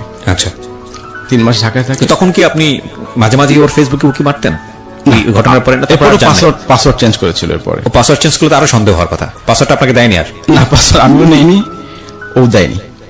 মানে সম্পর্ক তখন ওইভাবে মানে বিশ্বাস চলে আসছিল যে না, ও এরকম কিছু করবে না। আচ্ছা, এরকম কিছু করবে না। আচ্ছা, আপনাকে আমি একটা প্রশ্ন করি। জি। সেটা হলো যে এই পাসওয়ার্ডটা যে দুইজনের একই রকমের পাসওয়ার্ড ছিল ফেসবুকের, জি, এটা কি আপনি মনে করেন সম্পর্কের জন্য ঠিক? মানে আজকালকার যুগে অনেকেই এটা করে। এটা অনেকের জন্য ঠিক না। আমি বেসিক্যালি মনে করি, আমি শুধু জানতাম কিন্তু আমি কিন্তু ঢুকতাম না কখন। আমি কখন ব্যক্তিগতভাবে পছন্দ করি না যে আরেকজনের ইয়েতে ঢুকা, কিন্তু আমার জাস্ট একটু সন্দেহ হয়েছিল দেখে আমি তখন ঢুকেছিলাম জিনিসটা, যে আসলে ব্যাপারটা কি। না, সেটা তো আপনি সন্দেহ হয়েছিল বলে ঢুকেছেন। তো পাসওয়ার্ড আমি ব্যক্তিগতভাবে যদি বলি, এটা রাখা ঠিক না। কেন ঠিক না? এটা একজন মানুষের ব্যক্তিগত ব্যাপার, সে ইয়ে করতে। কিন্তু আমরা ভালোভাবে এখন বাসি কাউকে, তখন তার ব্যক্তিগত বলে কোনো কিছু থাকে না, আমরা সব বিষয় ইন্টারফেয়ার করতে চাই। সব বিষয়টা সেই হিসেবে আমাদের পাসওয়ার্ডটা চেঞ্জ করা হয়, মানে একই পাসওয়ার্ড ছিল আমাদের। যে আমি সেটা একটা বিগ মিস্টেক আমরা মনে করি। সেরকম কিছু করছি না, আমার পাসওয়ার্ড জানার অসুবিধা কোথায়? একটা জিনিস মনে রাখবেন, যারা এখানে শুনছেন, যারা ভালোবাসেন এবং যাদের পাসওয়ার্ড এক, তাদের সবার প্রতি সম্মান রেখেই বলছি, ভালোবাসেন, ভালোবাসার প্রতি শ্রদ্ধা আছে, কিন্তু ভালো এমন ভাবে বাইসেন না যাতে একজনের নাক আরেকজনের, মানে আমি আসলে কিভাবে বোঝাবো ঠিক বোঝাতে পারছি না। মানে ইন্টিমেসিটা এমন জায়গায় নিয়ে যায় না যেখানে কোনো ব্রিদিং স্পেস নাই। ওই ব্রিদিং স্পেস না থাকলে গ্রো করা যায় না, একটা সময় মরে যায়। হ্যাঁ, তো প্রত্যেকটা মানুষেরই ব্যক্তিগত আছে। আপনি যত যেটা বিশ্বাস করেন আর না করেন সেটা আপনার বিষয়। আপনি আপনি আপনি হয়তো আপনার সাইড থেকে মনে করতে পারেন, না না, আমার গার্লফ্রেন্ড কখনোই এরকম হতে পারে না, আমি তাকে এত ভালোবাসি। একইভাবে হয়তো বা গার্লফ্রেন্ড তার বয়ফ্রেন্ড সম্পর্কে এই ইমপ্রেশনটা রাখছে, এই ইমপ্রেশনটা রাখেন, রেসপেক্ট রাখেন, বাট আমি মনে করি এই রাখার জায়গাটা থেকে একটা দূরত্ব রাখেন। কারণ দরকার কি, যেটা হয়তো এক ঝলক দিয়েই হয়তো বা সামনে থেকে হারিয়ে যাবে, সেটাকে জীবনে পার্মানেন্ট করে নিয়ে নিজেদের মধ্যে মানে জটিলতা তৈরি করার প্রয়োজনটা কি? জি হ্যাঁ। তারপর যাই হোক, পরবর্তীতে যখন পাসওয়ার্ড চেঞ্জ করে আমি আর কিছু বলিনি তখন, ঠিক আছে, একজনের ব্যক্তিগত জিনিস না ঘাটাই ভালো। রাইট। কারণ ঘাটতে গিয়ে তার সঙ্গে আমার একটা ব্রেকআপের মতো সিচুয়েশন তৈরি হয়েছিল। পরে আবার তাকে বিশ্বাস করলাম যে না, সেরকম কিছু করবে না। আমার পাসওয়ার্ড আমি চেঞ্জ করি না, আমার পাসওয়ার্ড ওরকমই ছিল, ওকে, যেটা ছিল। এরপর সে 3 মাস ঢাকায় থাকে ইন্টার্নি করার জন্য। ওকে, 3 মাস কন্টিনিউ তাকে আমি সময় দেই বলতে, সে ওর বোনের বাসা তখন মোহাম্মদপুর ছিল। জি। ওখান থেকে তাকে আনা, তাকে অফিস থেকে বাসায় দিয়ে আসা। আমার নামে একটা কমপ্লেন ছিল বান্ধবীদের কাছে ওর, যে আমি নাকি তাকে সময় দেই না। আচ্ছা। টানা 3 মাস আমি তাকে ফুল সময় দিয়েছি। বান্ধবী তো দেখছে আমাকে। এই সকাল থেকে মিরপুর থেকে মোহাম্মদপুর আসতাম, ওকে পিক করে ওকে অফিসে দিয়ে আমি আবার চলে যেতাম অফিসে। আবার বিকেল বেলা আমি চলে আসতাম, ওকে ওর বাসায় ড্রপ করে আমি বাসায় ব্যাক করতাম। টানা 3 মাস। তারপর ওর 2016 সালে তো এমএস কমপ্লিট করে। 2017 একটা জবে জয়েন করে। আচ্ছা। 2017 একটা প্রাইভেট ইউনিভার্সিটিতে সে লেকচারার হিসেবে জয়েন করে। ওকে। তো তারপর ও তো বিয়ের চাপ তো আমি দিচ্ছিলামই, যে বাসায় কথা বলে এখন ও বলতো যে না আগে মাস্টার শেষ হোক, জব করি, তারপরে বলে জব করলে আমার বাসায় আমার একটা আলাদা রকম পাওয়ার থাকবে কথার, তখন আমার কথা বাবা মা শুনবে। যাই হোক, জবে জয়েন করে 2017 সালের মে মাসে, আচ্ছা। মে মাসে জয়েন করে। তারপরেও চাপ দিচ্ছিলাম যে, প্রথমে বললাম যে ট্রিট দিব কবে, জব উপলক্ষে একটা ট্রিট চাইলাম। তো বললো যে দিব। আমি ট্রিট দিলাম প্রথম দিন, বললো যে স্যালারি হোক তারপরে ট্রিট দেব। আচ্ছা। তো 2 মাস হয়ে গেল, তো আমি জিজ্ঞেস করলাম কি ব্যাপার, তুমি স্যালারি পাওনি? তো বললো যে হ্যাঁ স্যালারি পাইছি। তো স্যালারি পাইছো, তুমি জানাইলা না আমাকে, এটা তো একটা খুশির খবর। এই এতদিনের একটা রিলেশন, সে প্রথম জব করলো, রাইট, প্রথম একটা স্যালারি পেয়ে, তো সে আমাকে জানানো উচিত ছিল। আমি খুব কষ্ট পাইলাম এই, মানে আপনার হাজবেন্ড হিসেবে সেটা এক্সপেক্ট করতেছেন। হ্যাঁ, যে একটা খুশির খবর এটা, রাইট, যে আমার ওয়াইফ আজকে প্রথম স্যালারি পাইছে, চলো আজকে খাবো। সেই ব্যাপারটা আমি খুবই কষ্ট পেলাম। আমি অতটা কষ্ট পাইনি যখন ইয়ে তার চ্যাটিং গুলো আমি জানি যতটা কষ্ট পেয়েছিলাম, তার চেয়ে বরং এটাতে বেশি কষ্ট। এটাতে আমি কষ্ট বেশি পেয়েছি। এটা আমার একটা এক্সপেকটেশন ছিল যে খুশি হয়ে আমাকে সবার আগে খবর দিবে যে আমি আজকে স্যালারি পাইছি, চলে আসো খাবো একসাথে। এরকম কিছু হয়নি। 2 মাস পর আমি আর তাকে বলিনি কখনো ট্রিটের কথা। তো আস্তে আস্তে দেখলাম যে তার কিছুটা কিপটামি স্বভাব চোখে ধরা পড়লো আমার 2 মাস পর, চাকরিতে জয়েন করার 2 মাস পর থেকে, যেটা আগে কখনো পড়েনি। আচ্ছা, পড়েনি বলতে আগে কখনো দরকার হয়নি এরকম, কারণ আগে তো যেখানে যেতাম সব খরচ আমি করতাম। তো চাকরিতে জয়েন করার পর আমার একটা এক্সপেকটেশন বাড়লো, এই যে আমরা বিভিন্ন রেস্টুরেন্টে খাই, একদিন তো আমার ওয়াইফ বিল দিতেই পারে, কেউ এখন জব করে, সেরকম একটা আমার এক্সপেকটেশন ছিল। আচ্ছা, তো সেটা সে কখনোই করতো না। তো এই যে তার একটা কিপটামি সব ধরা পড়লো আস্তে আস্তে, এটা ভালো লাগতো না আপনার? আমার ভালো লাগতো না। একদিন তো বিল দিতেই পারে, আমি তো এত বছর দিয়ে আসলাম তাকে, সে যা চাইছে, সার জামা কাপড় এভরিথিং, অনেকগুলো বলে লাভ নাই, যা যা দরকার ছিল।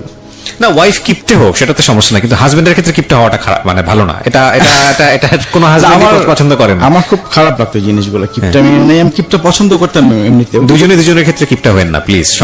আমি ওপেন ছিলাম, আমি 2 হাত ভরে খরচ করছি তার জন্য। ওকে, মানে এবং এই বিভিন্ন জায়গায় গেছি, সব 5 স্টার হোটেল বলেন, মানে এভরিথিং, আমার এইসব ব্যাপারে কোনো কম্প্রোমাইজ করিনি তার সাথে। তো এইভাবে আস্তে আস্তে তার কিপটামি সবগুলো ধরা পড়লো। আমি আর কখনো বলি যে ঠিক আছে কিপটা নিয়ে আমার সংসার করতে হবে। আস্তে আস্তে কিপটামিটা চরম আকার ধারণ করতেছে। আমি কি বলতে যাচ্ছি না, বললে আবার বেশি ছোট লোকই দেখা যাবে। না বলেন বলেন, আপনার কাছে যেটা যেরকম লেগেছে সেরকমই তো বলবেন, সমস্যা কি? হ্যাঁ। তো একদিন ও বাজার করবে। আচ্ছা, বাজার করবে, তো আগোড়ায় ঢুকলাম দুজনে, ঢুকে দুজন বাজার করছি। ও প্রায় 1700 টাকা বাজার করলো। এর মধ্যে আম্মা ফোন দেয় আমাকে যে আসার সময় 2 জন ডিম নিয়ে এসো। তা আমি ওই 2 ডজন ডিম কিনলাম।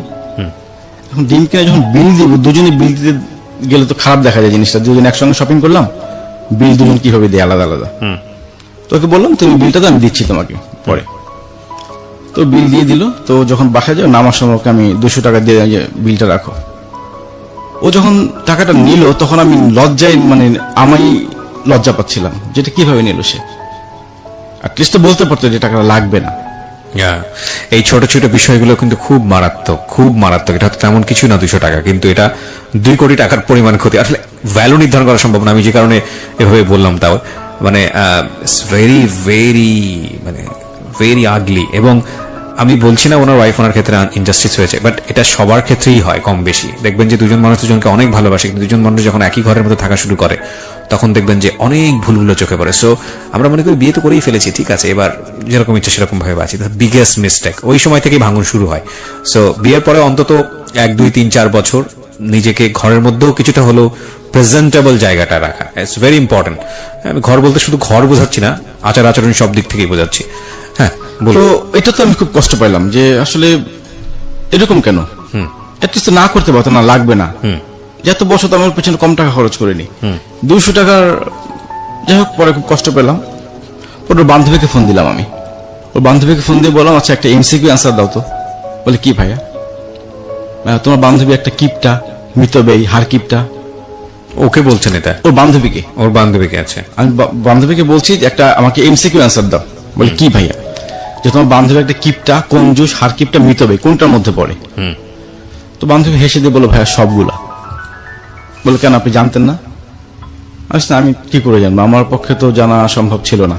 আমি তো কখনো এই অ্যাটিটিউড গুলো দেখিনি, যে এখন খেয়াল করতেছি জিনিসগুলা। ওকে। তারপরে মেনে নিলাম জিনিসগুলো, যে ঠিক আছে কিপটা হলে ভালো, যে আমার অ্যাটলিস্ট সঞ্চয় করতে পারবে, আমার খরচগুলো কমাতে পারবে অ্যাটলিস্ট। আমি আবার একটু খরচ বেশি করি, আচ্ছা, সেই হিসেবে ভাবলাম যে এটা কোনো সমস্যাই না। তারপর ও আবার জবে জয়েন করার পর থেকে একটা অনলাইন বিজনেস শুরু করে ওকে, কাপড় চোপড় করার জন্য। তো আমি বিভিন্ন সময় যেতাম ওর সাথে, শপিং টপিং যেতাম। তো অনলাইন বিজনেস শুরু করার পর একদিন আমরা একটা রেস্টুরেন্টে খাচ্ছিলাম, খাওয়ার অবস্থা ওর মোবাইলটা বন্ধ হয়ে যায়। ওকে, ওর মোবাইল ওর রিপ্লাই দিচ্ছিল ওই যে অনলাইনের কাস্টমার যারা নক করছিল ওদের রিপ্লাই দিচ্ছিল। তোর মোবাইল বন্ধ হয়ে যাওয়ার পর সে আমারটা দিয়ে লগ ইন করে, ওকে, আমার মোবাইল দিয়ে লগ ইন করে। একটা পর্যায়ে আমার মোবাইল বন্ধ হয়ে যায়, চার্জ শেষ হয়ে যায়। চার্জ শেষ হয়ে যায়। তো পরে তাড়াতাড়ি করে বাসায় চলে গেল, যেহেতু রিপ্লাই আসতেছে কাস্টমারদের রিপ্লাই দিতে হবে।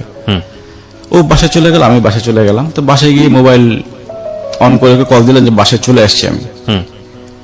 তারপর মেসেঞ্জার একটা মেসেজ আসলো, মেসেজটা দেখলাম, দেখি যে আমি চিনি না, আমি ভাবছি আমার Messenger.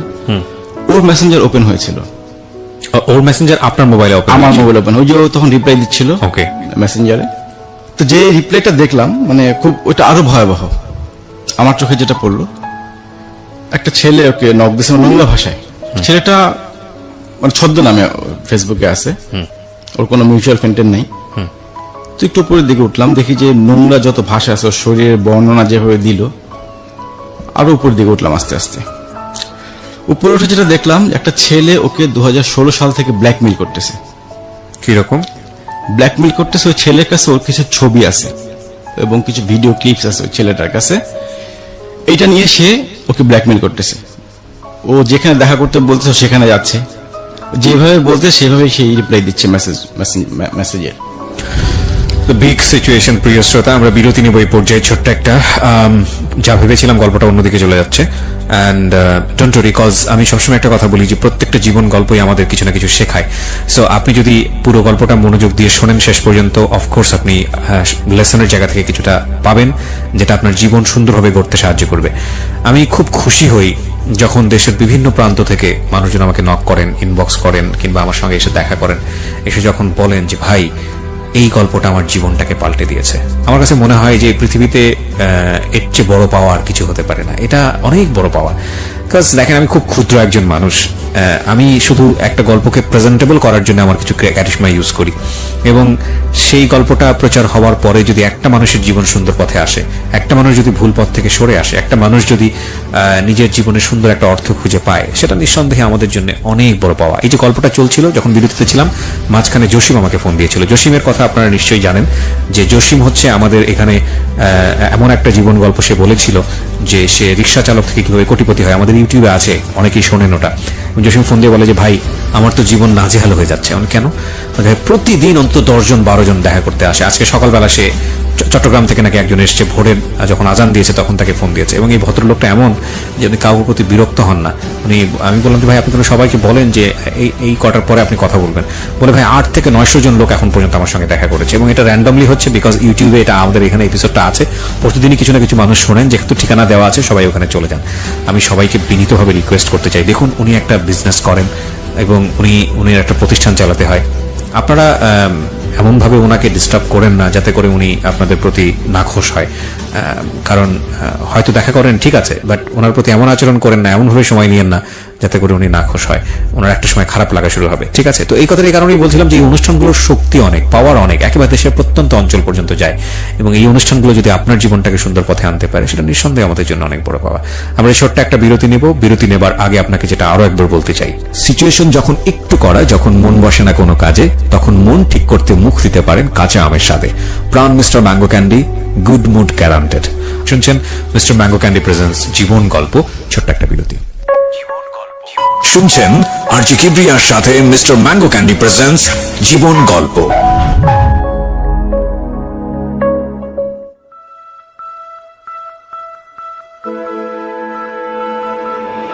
Love, hate, challenge, motivation, lies, truth, impossible, virtue, morality, something Zone Entertainment. Welcome to my stage of reality. Stay tuned. Sunday and Wednesday with me RJ Kibriya, only on Dhaka FM 90.4.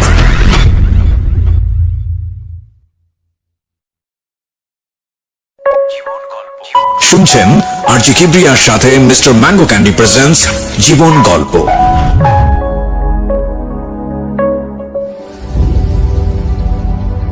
Welcome back once again প্রিয় শ্রোতা, আপনারা শুনছেন mister mango candy presents জীবন গল্প। আমি আরজি কিবরিয়া আপনার সঙ্গে রয়েছি। আমি কথা না বাড়িয়ে আমার যিনি গেস্ট আজকে এখানে আছেন, জি আপনার নামটা আমি ভুলে গেছি, আরেকবার যদি নামটা একটু আমার নাম মোহাম্মদ জায়েদ হোসেন। জায়েদ হোসেন। আমি জায়েদের কাছে আবার পেয়েছি। জায়েদ, যেখানটায় আপনি ছিলেন যে আপনি ইনবক্স এগুলো চেক করে পেলেন, ইনবক্স চেক করে দেখলাম 2016 সাল থেকে একটা ছেলে তাকে ব্ল্যাকমেইল করছে। কথোপকথন কনভারসেশন কি ছিল একটু মনে করতে পারবেন? কনভারসেশন গুলো ছিল এরকম, মানে সে তো ব্ল্যাকমেইল করছেই, মানে ওর শরীরে বর্ণনা দিচ্ছে, ও রিপ্লাই দিচ্ছে আবার ওই সেই যে প্রথম বললাম একই টাইপের রিপ্লাই দিচ্ছে, জাস্ট ওই ছেলেটাকে ওর কাছে আনার জন্য। এটা কি বোঝা যাচ্ছে ওদের কথাবার্তা শুনে? হ্যাঁ, বোঝা যাচ্ছে। এবং বলছে যে তুমি এখানে যদি না আসো আমি তোমার এটা ফ্ল্যাশ করে দিব, ফ্ল্যাশ করে দেবে, ফেসবুকে পাবলিশ করে দেবে, ভার্সিটিতে পাবলিশ করে দেবে। ওই ছেলেটা ভার্সিটির, আমি যতটা বুঝতে পেরেছি, এবং সে আমাকেও চিনি। কোন ভার্সিটির? মানে ওই একই বিশ্ববিদ্যালয়, একই ভার্সিটির, একই ভার্সিটির, এবং আপনাকেও সে ছেলেটা আমাকেও সে চিনে, এবং আমার নামও নোংরা কথা বলছে যে জায়েদ ভাই তো খুব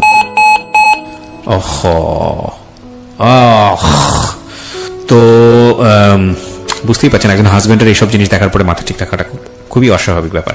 হ্যাঁ, তো তারপর ওই ছেলেটাকে সে দেখা করতে বলতেছে ক্যাম্পাসে। ছেলেটা ও যাচ্ছে দেখা করতে, কিন্তু ছেলেটা আসতেছে না। ওর সাথে লোকজন নিয়ে গেছে। ছেলেটা বলতেছে তুমি তো তোমার সাথে অমুক অমুক ছিল।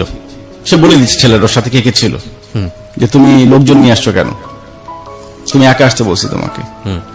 এভাবে ওখানে একটা আমবাগান নামে জায়গা আছে, ও আমবাগানও দেখা করতে বলছে। সে আমবাগানও গেছে ছেলে পেলে নিয়ে, মানে ওর পাশে ছেলে পেলে ছিল, কিন্তু সেই ছেলেরা সবই জানতেছে ও কি করতেছে।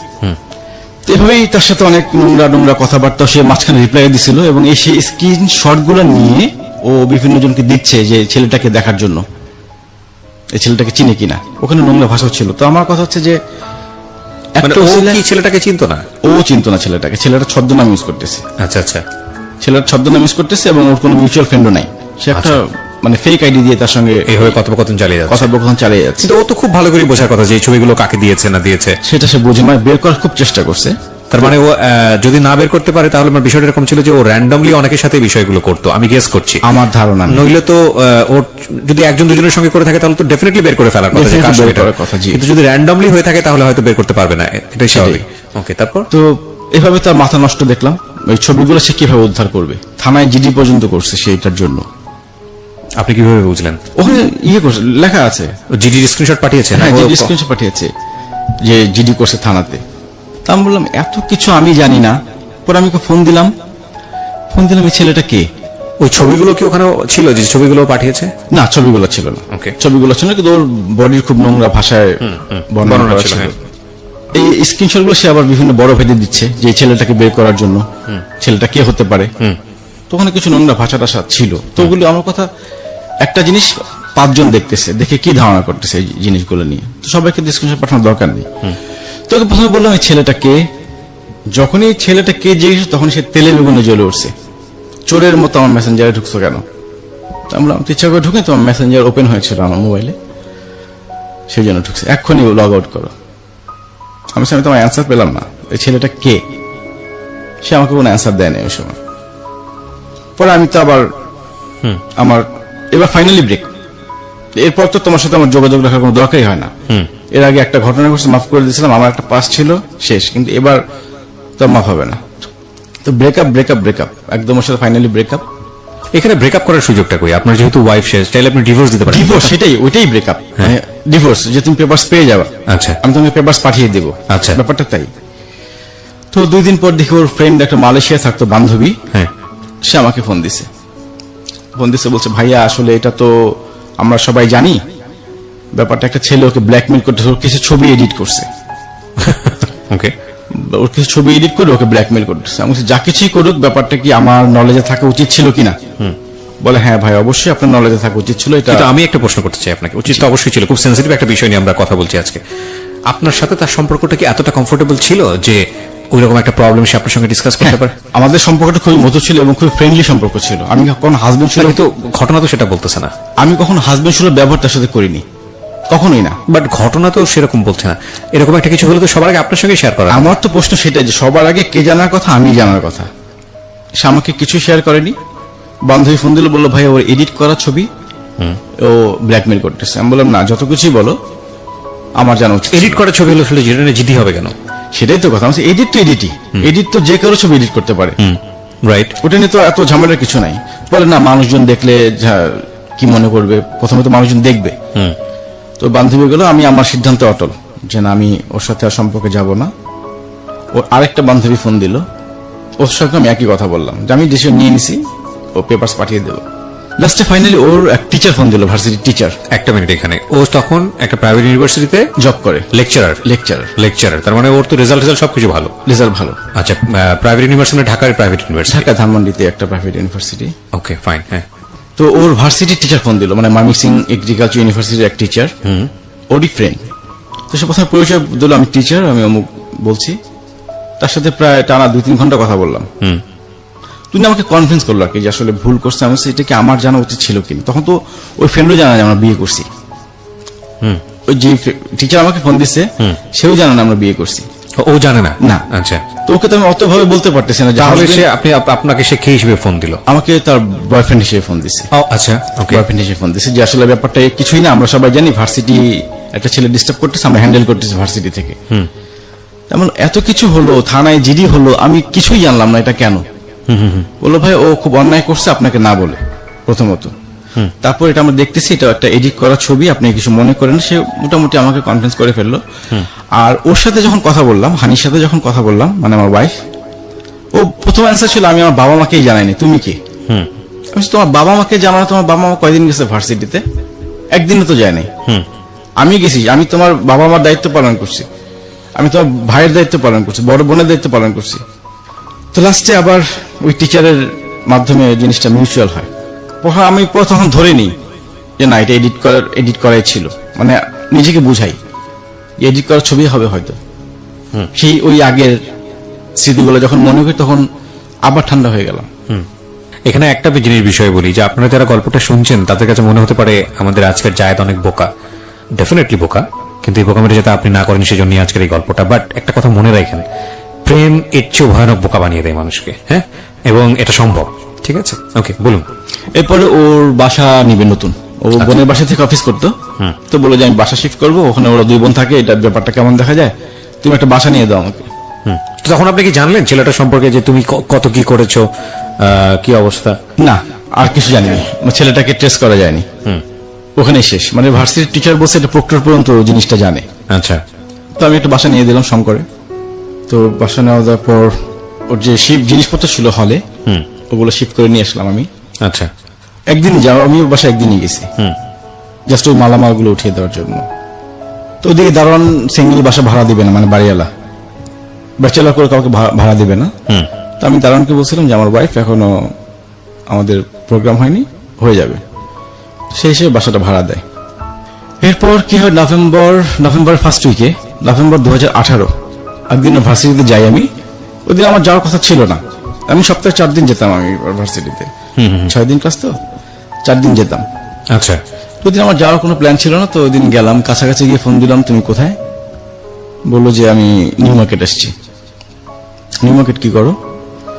বলে একটু শপিং এ আসছি কলিগের সাথে। ওকে। কলিগ কি ছেলে না মেয়ে?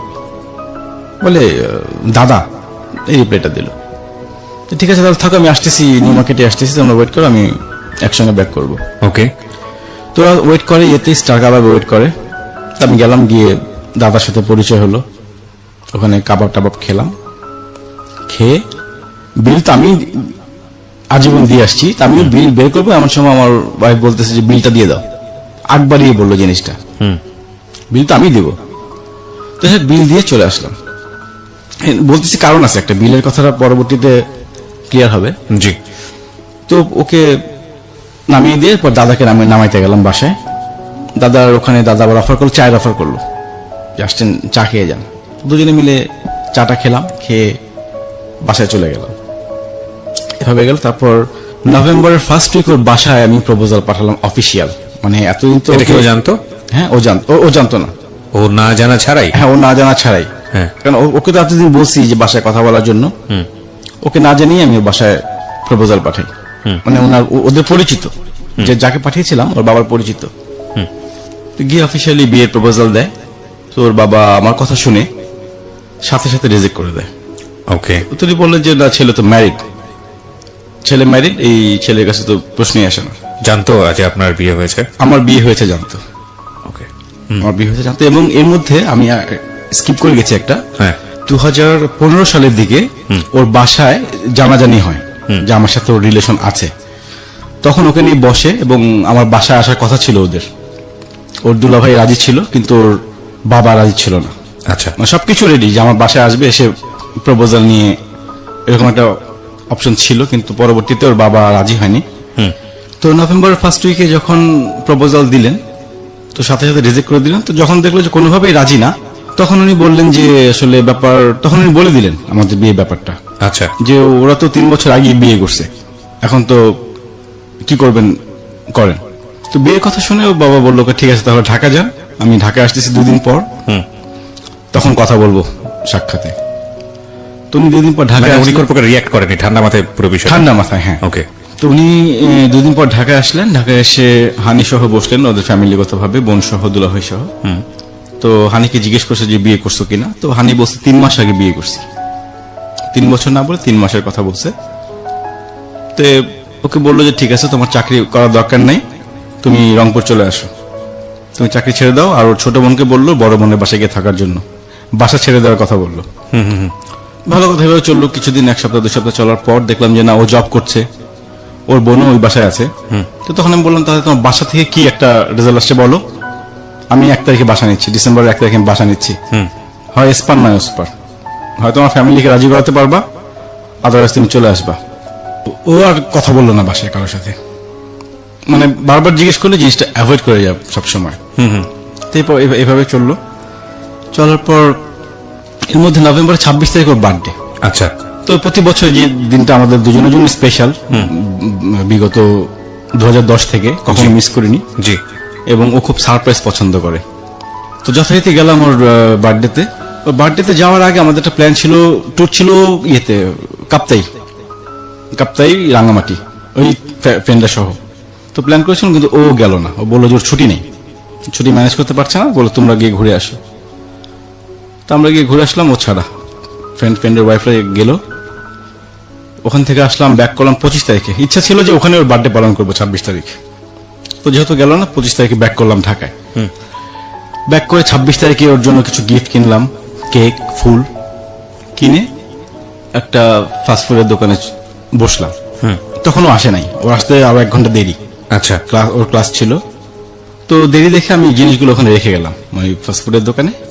ওর ক্যাম্পাসে, ওকে ফোন দিলাম যে আমি ক্যাম্পাসে আসছি। ও বের হয়ে আমার হাতে শুধু গিফট দেখে একটু মন খারাপ করলো। ওকে। যে শুধু গিফট, কেক নাই, ফুল নাই। তো রিক্সায়, গাড়ি তো পার্ক করে আসছি আমি যেখানে ছিলাম ওখানে, রিক্সা নিয়ে আসছি। তারপর রিক্সায় বলতেছে যে কি ব্যাপার, কেক আনো নাই? তাই আমি বললাম না, কেক আনা হয়নি, আজকে একটু অন্যভাবে পালন করবো, আমরা পিজা কাটবো। প্রতি বছর তো কেক কাটি, এবার পিজা কেটে আমরা বার্থডে পালন করব। আচ্ছা। তো গেলাম, পিজা শপে গেলাম। যখন পিজা অর্ডার দিই তখন সে কান্না করতেছে হাওমাও করে। আচ্ছা। যে বছরে একটা দিন আসে বার্থডে, এটা তো প্রতি বছর প্রতিদিন হয় না, একটা কেক তো আনতেই পারতা। তো যখন দেখলাম অবস্থা বেকতিক, তখন আমি ওয়েটারকে ইশারা দিলাম। তো ওইটা তখন কেক আর ফুল নিয়ে আসলো। তো তখন সে খুব খুশি হলো যে আসলে হেসে দিল। পরে কেক টেক কেটে রাতে ডিনার করে ওকে বাসায় নামিয়ে দিয়ে আমি চলে আসলাম। তারপর আমি বলতে থাকলাম যে তুমি বাসায় কথা বলো, অ্যাটলিস্ট একটা কিছু জানাও। আমি ডিসেম্বরে বাসা নিয়ে নিছি অলরেডি, ভাড়া বাসা।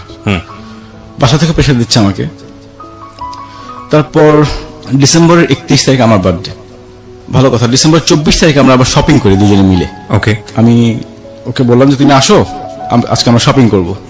তো ডিসেম্বরের 24 তারিখ শপিং করলাম, শপিং করে ওকে বাসায় দিয়ে চলে আসলাম। তো 31 তারিখ আমার বার্থডে। 31 তারিখে রাতে ও আমাকে একটা ভয়েস ক্লিপ পাঠায় মেসেঞ্জারে, সুন্দর একটা ভয়েস ক্লিপ। ওই ক্লিপটা আমি একটু শোনাতে যাচ্ছিলাম সবাই। It's a very personal thing, যদি প্রয়োজন হয় আমি আপনার কাছ থেকে শুনতে চাইবো, সমস্যা নাই। আপনাকে হয়তো কিছু না কিছু সুন্দর করে কথা বলেছে, আচ্ছা। ঠিক আছে, প্রয়োজন নাই, আমি চাচ্ছি না। কারণটা হচ্ছে কি, কিছু সাইবার অ্যাক্ট হয়েছে ইদানিং, আমরা জানি যে উইদাউট এনি পারমিশন আচ্ছা। কারো ভোকাল এটা পাবলিকলি পারমিশন মানে এক্সপোজ করা, আচ্ছা। এটা আইনত অন্যায়। আচ্ছা, এবং যেহেতু এটা আপনার ওয়াইফ হিসেবে সে আপনাকে দিয়েছে, আপনি একটা রাইট আপনার আছে এটা আপনার কিপ করার, কিন্তু আপনি এটা তার অনুমতি ছাড়া এটাকে এক্সপোজ করতে পারবেন না। আপনি হয়তো পার্সোনালি প্রুফ হিসেবে আমাকে শোনাতে পারেন, হ্যাঁ, শোনাবো। কিন্তু লাখ লাখ মানুষের সামনে এক্সপোজ করলে সে লিগ্যালি এটার এগেইনস্ট অ্যাকশন নিতে পারবে। সো আমরা এটা চাইবো না। খুব সুন্দর একটা ভয়েস, ঠিক আছে, বাট সিচুয়েশনটা কি দাঁড়িয়েছে আমরা পুরো গল্পটা আগে শুননি, তারপর হ্যাঁ।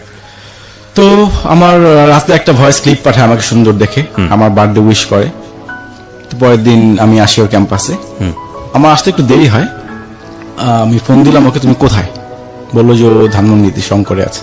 আচ্ছা, তো আমি বললাম তুমি এক কাজ করো, তাহলে ইয়েতে চলে আসো, মোহাম্মদপুর বাস স্ট্যান্ড চলে আসো, আমরা ওখান থেকে এক জায়গায় যাবো। তো বললো না না না, আমার কলিগরা আসছে, তোমার সঙ্গে দেখা করবে। যখন কলিগদের কথা বললো তখন তো অ্যাভয়েড করার কোনো উপায় নেই যে ওনারা আসছে। যাই হোক ওখানে গেলাম, গিয়ে দেখলাম যে ওর সেই দাদা কলিগ আর বাকি সব দাদার ফ্রেন্ড, 5জন। তো ওদের সাথে পরিচয় হলাম। আমি ভাবলাম সবাই মনে হয় একই ভার্সিটির টিচার। তো যখন পরিচয় বললো যে আপনি কি একই ডিপার্টমেন্টে কিনা, তো বললো যে না, দাদার ফ্রেন্ড ওনারা। তো এভাবে ওখানে পিজা টিজা খেলাম। খেয়ে আমার খুব একটা এক্সপেকটেশন ছিল ওই দিন অ্যাটলিস্ট আমার জন্য একটা কেক নিয়ে আসবে। তো আমি তখন কিছু বলিনি, আমার জন্য কেক আনেনিও, আমিও কেক কিনিনি, এই ফার্স্ট। মানে ওর আপনার বার্থডেতে কেক হলো না, কিন্তু আমার ওর বার্থডেতে আপনি ঠিকই কেক হ্যাঁ, নিয়ে গেলেন। ওর বার্থডে প্রতি বার্থডেতেই 2010 থেকে তোর সাথে আমার দেখা হয়, প্রতি বছর 2টা কেক তো থাকবেই। ওই দিন আমি ফার্স্ট কেক কিনিনি।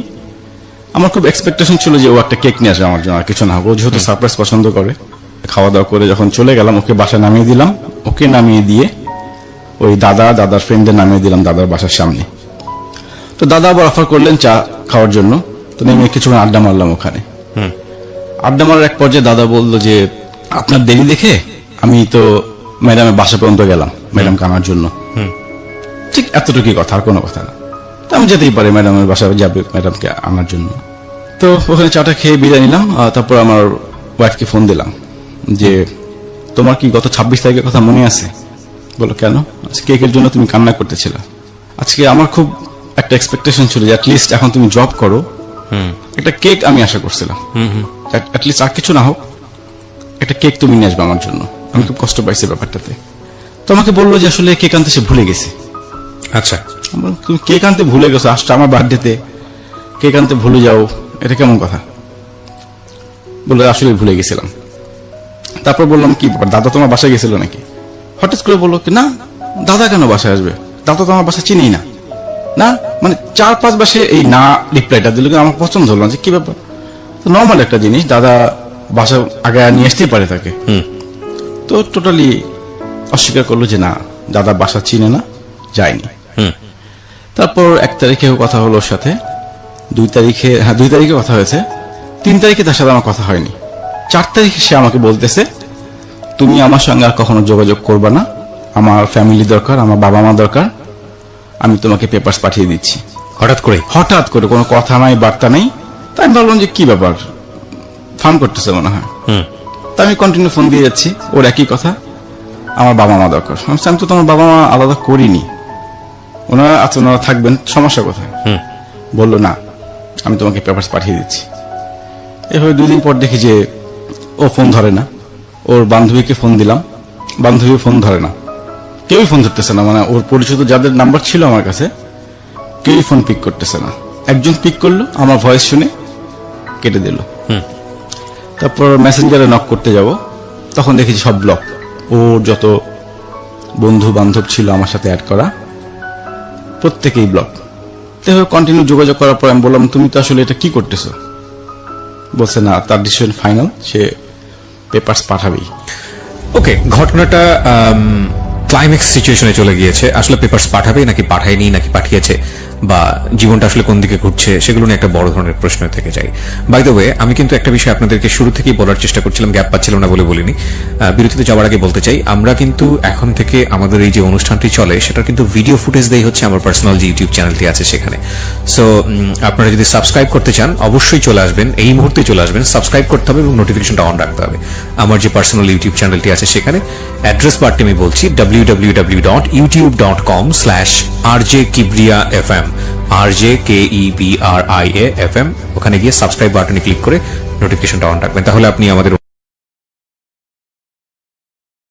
জি পেপারস পাঠিয়ে দেবে। তারপর তো পেপারস পাঠায় এর মধ্যে ওর বান্ধবীকে ফোন দিলাম, আর একটা বান্ধবী সে ফোনটা ধরলো, আমি নাম্বার দিয়ে ফোন দিয়েছিলাম। যখন আমার নাম পরিচয় দিলাম তো বললো যে ভাই আপনি বিয়ে করেন তো তাড়াতাড়ি, অন্য কোথাও বিয়ে করার কথা বলতেছে। কি বলতেছে ওগুলা, এতদিনের রিলেশন, মানে সমস্যাটা কি? আমার বান্ধবী তো আমাকে পেপারস পাঠাবে, বলছো বাদ দেন, জাস্ট এতটুকু বলে যে বাদ দেন, আপনি তাড়াতাড়ি বিয়ে করেন, আমার বিয়েটাই খাবো। তো এভাবে আমি কোনো রেজাল্ট পাচ্ছি না যে কেন। ওর ভার্সিটিতে গেলাম ওর সঙ্গে দেখা করার জন্য, তো দেখি যে দেখা করে না আমার সাথে, কোন ফাঁকে বেরিয়ে চলে যায়। আর ওই সিকিউরিটি গার্ডটা আমাকে সবাই চিনে, নিচে কোন সিনকেটও করতে পারি না যে জোরাজোরি করবো দেখা করতে। তো তারপর জানুয়ারির 18 তারিখে ওর ভার্সিটিতে যাই, গিয়ে ওর পিছে পিছে যাই, মানে ও যখন ভার্সিটি ক্যাম্পাসটা একটু পার হয় তখন বললো না শুনো তোমার সাথে কথা আছে, দাঁড়াও। ও শুনতেছে না, ওর মতো হাঁটতেছে। আমি দাঁড়াও তোমার সাথে কথা আছে, কথা তো শুনবা। ও বললো না কোনো কথা নাই তোমার সাথে। যাই হোক সামনে গিয়ে দাঁড়ালাম এক প্রকার, বললো যে বেশি বাড়াবাড়ি করলে কিন্তু আমি পুলিশ ডাকতে বাধ্য হবো। পুলিশ ডাকতে বাধ্য হবা? কি বলতেছো তুমি?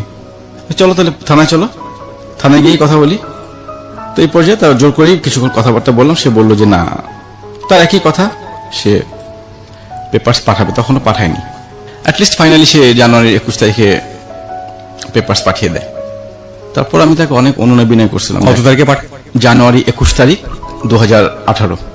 ওকে ওকে, তারপর আমি অনেক অনুনয় বিনয় করছিলাম যে অ্যাটলিস্ট তুমি পেপারসটা পাঠাও, তুমি সময় নাও, আমি তোমাকে বিয়ের জন্য প্রেশার দিব না, সময় নাও, লাগে আর 2 বছর সময় নাও, তুমি চিন্তা ভাবনা করো, কিন্তু পেপারসটা তুমি পাঠাও না।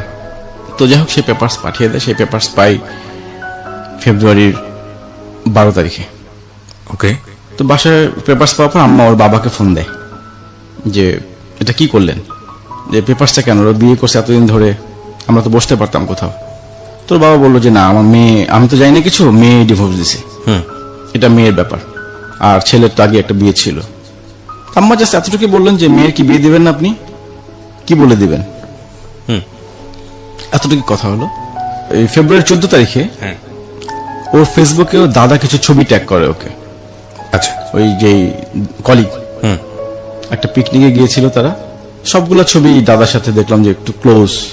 আমি অতটা কিছু বুঝি না, আমার ফ্রেন্ডকে দেখালাম, ও বললো যে দাদার সাথে মনে হয় কোনো সম্পর্ক টম্পর্ক আছে, ছবিগুলো দেখে আমাকে বললো জাস্ট। আর আমার যতগুলো ফ্রেন্ডই শুনছে যে আমাকে ডিভোর্স দেবে, খালি একটা কথাই বলছে যে নিশ্চয়ই ওর কোনো অ্যাফেয়ার হয়েছে কারোর সাথে। ওকে, অ্যাফেয়ার ছাড়া তো এই রিলেশন ভাঙার কথা না। আমরা ডিভোর্সের জায়গাতে গেলে আসলে এগুলাই চিন্তা করি, কিন্তু কথা হচ্ছে ডিভোর্স দেওয়ার পরে কোনো সম্পর্ক সে মেইনটেইন করলো, নাকি ব্যাচেলর থাকলো, নাকি করলো না, নাকি সে অন্য কোনো সম্পর্কে গেল, নাকি ভালোতে থাকলো না মন্দ থাকলো, এগুলো নিয়ে আমাদের চিন্তা করাটা উচিতই না। প্রথম কথা হচ্ছে আমি তোমার সঙ্গে ইতি টানতে যাচ্ছি, সো ইতির জায়গাটা হচ্ছে ফাইনালি একটা লিগ্যাল পেপার। জি, এরপরে কি করলাম না করলাম সেটা তো আমার পার্সোনাল লাইফ, কিন্তু আনফর্চুনেটলি আমরা এটা নিয়েই চিন্তা করি যে ও কারোর সাথে বোধহয় সম্পর্ক করবে, এটা করবে। আসলে হয় কি, সম্পর্কটা তো একটা গতির মতো, সো গতিকে তো থাম করে আটকানো যায় না, এটা থামতে একটু সময় লাগে। সো যে কোনো কারণেই হোক আমরা অ্যাডভান্স লাইফে গিয়ে এই ধরনের চিন্তাটা করি, বাট এই চিন্তাটা একদমই ইলজিক্যাল, কিন্তু ন্যাচারালি চলে আসে। আমার একটা অপশনই ছিল যে ডিভোর্সটা কেন, ডিভোর্স দিতেই পারো, তো আমাকে ভালো লাগছে না। আমি তোকে অপশন দিলাম যে আমার বয়স কি বেশি, এই জন্য মানে আমার আবার ডায়াবেটিস ছিল। আচ্ছা, আমার ডায়াবেটিস ধরা পড়ছে, ডায়াবেটিস আছে কিছুদিন আগে ধরা পড়ছে। ও জানে সেটা, ও জানে একটু মন খারাপ করছিল যে আমার ডায়াবেটিস। তাই বললো আমার ডায়াবেটিস এই জন্য সমস্যা, একটা সমস্যার কথা বলে যাও তুমি, যাতে আমি নিজেকে সান্ত্বনা দিতে পারি যে তুমি কেন যাচ্ছ।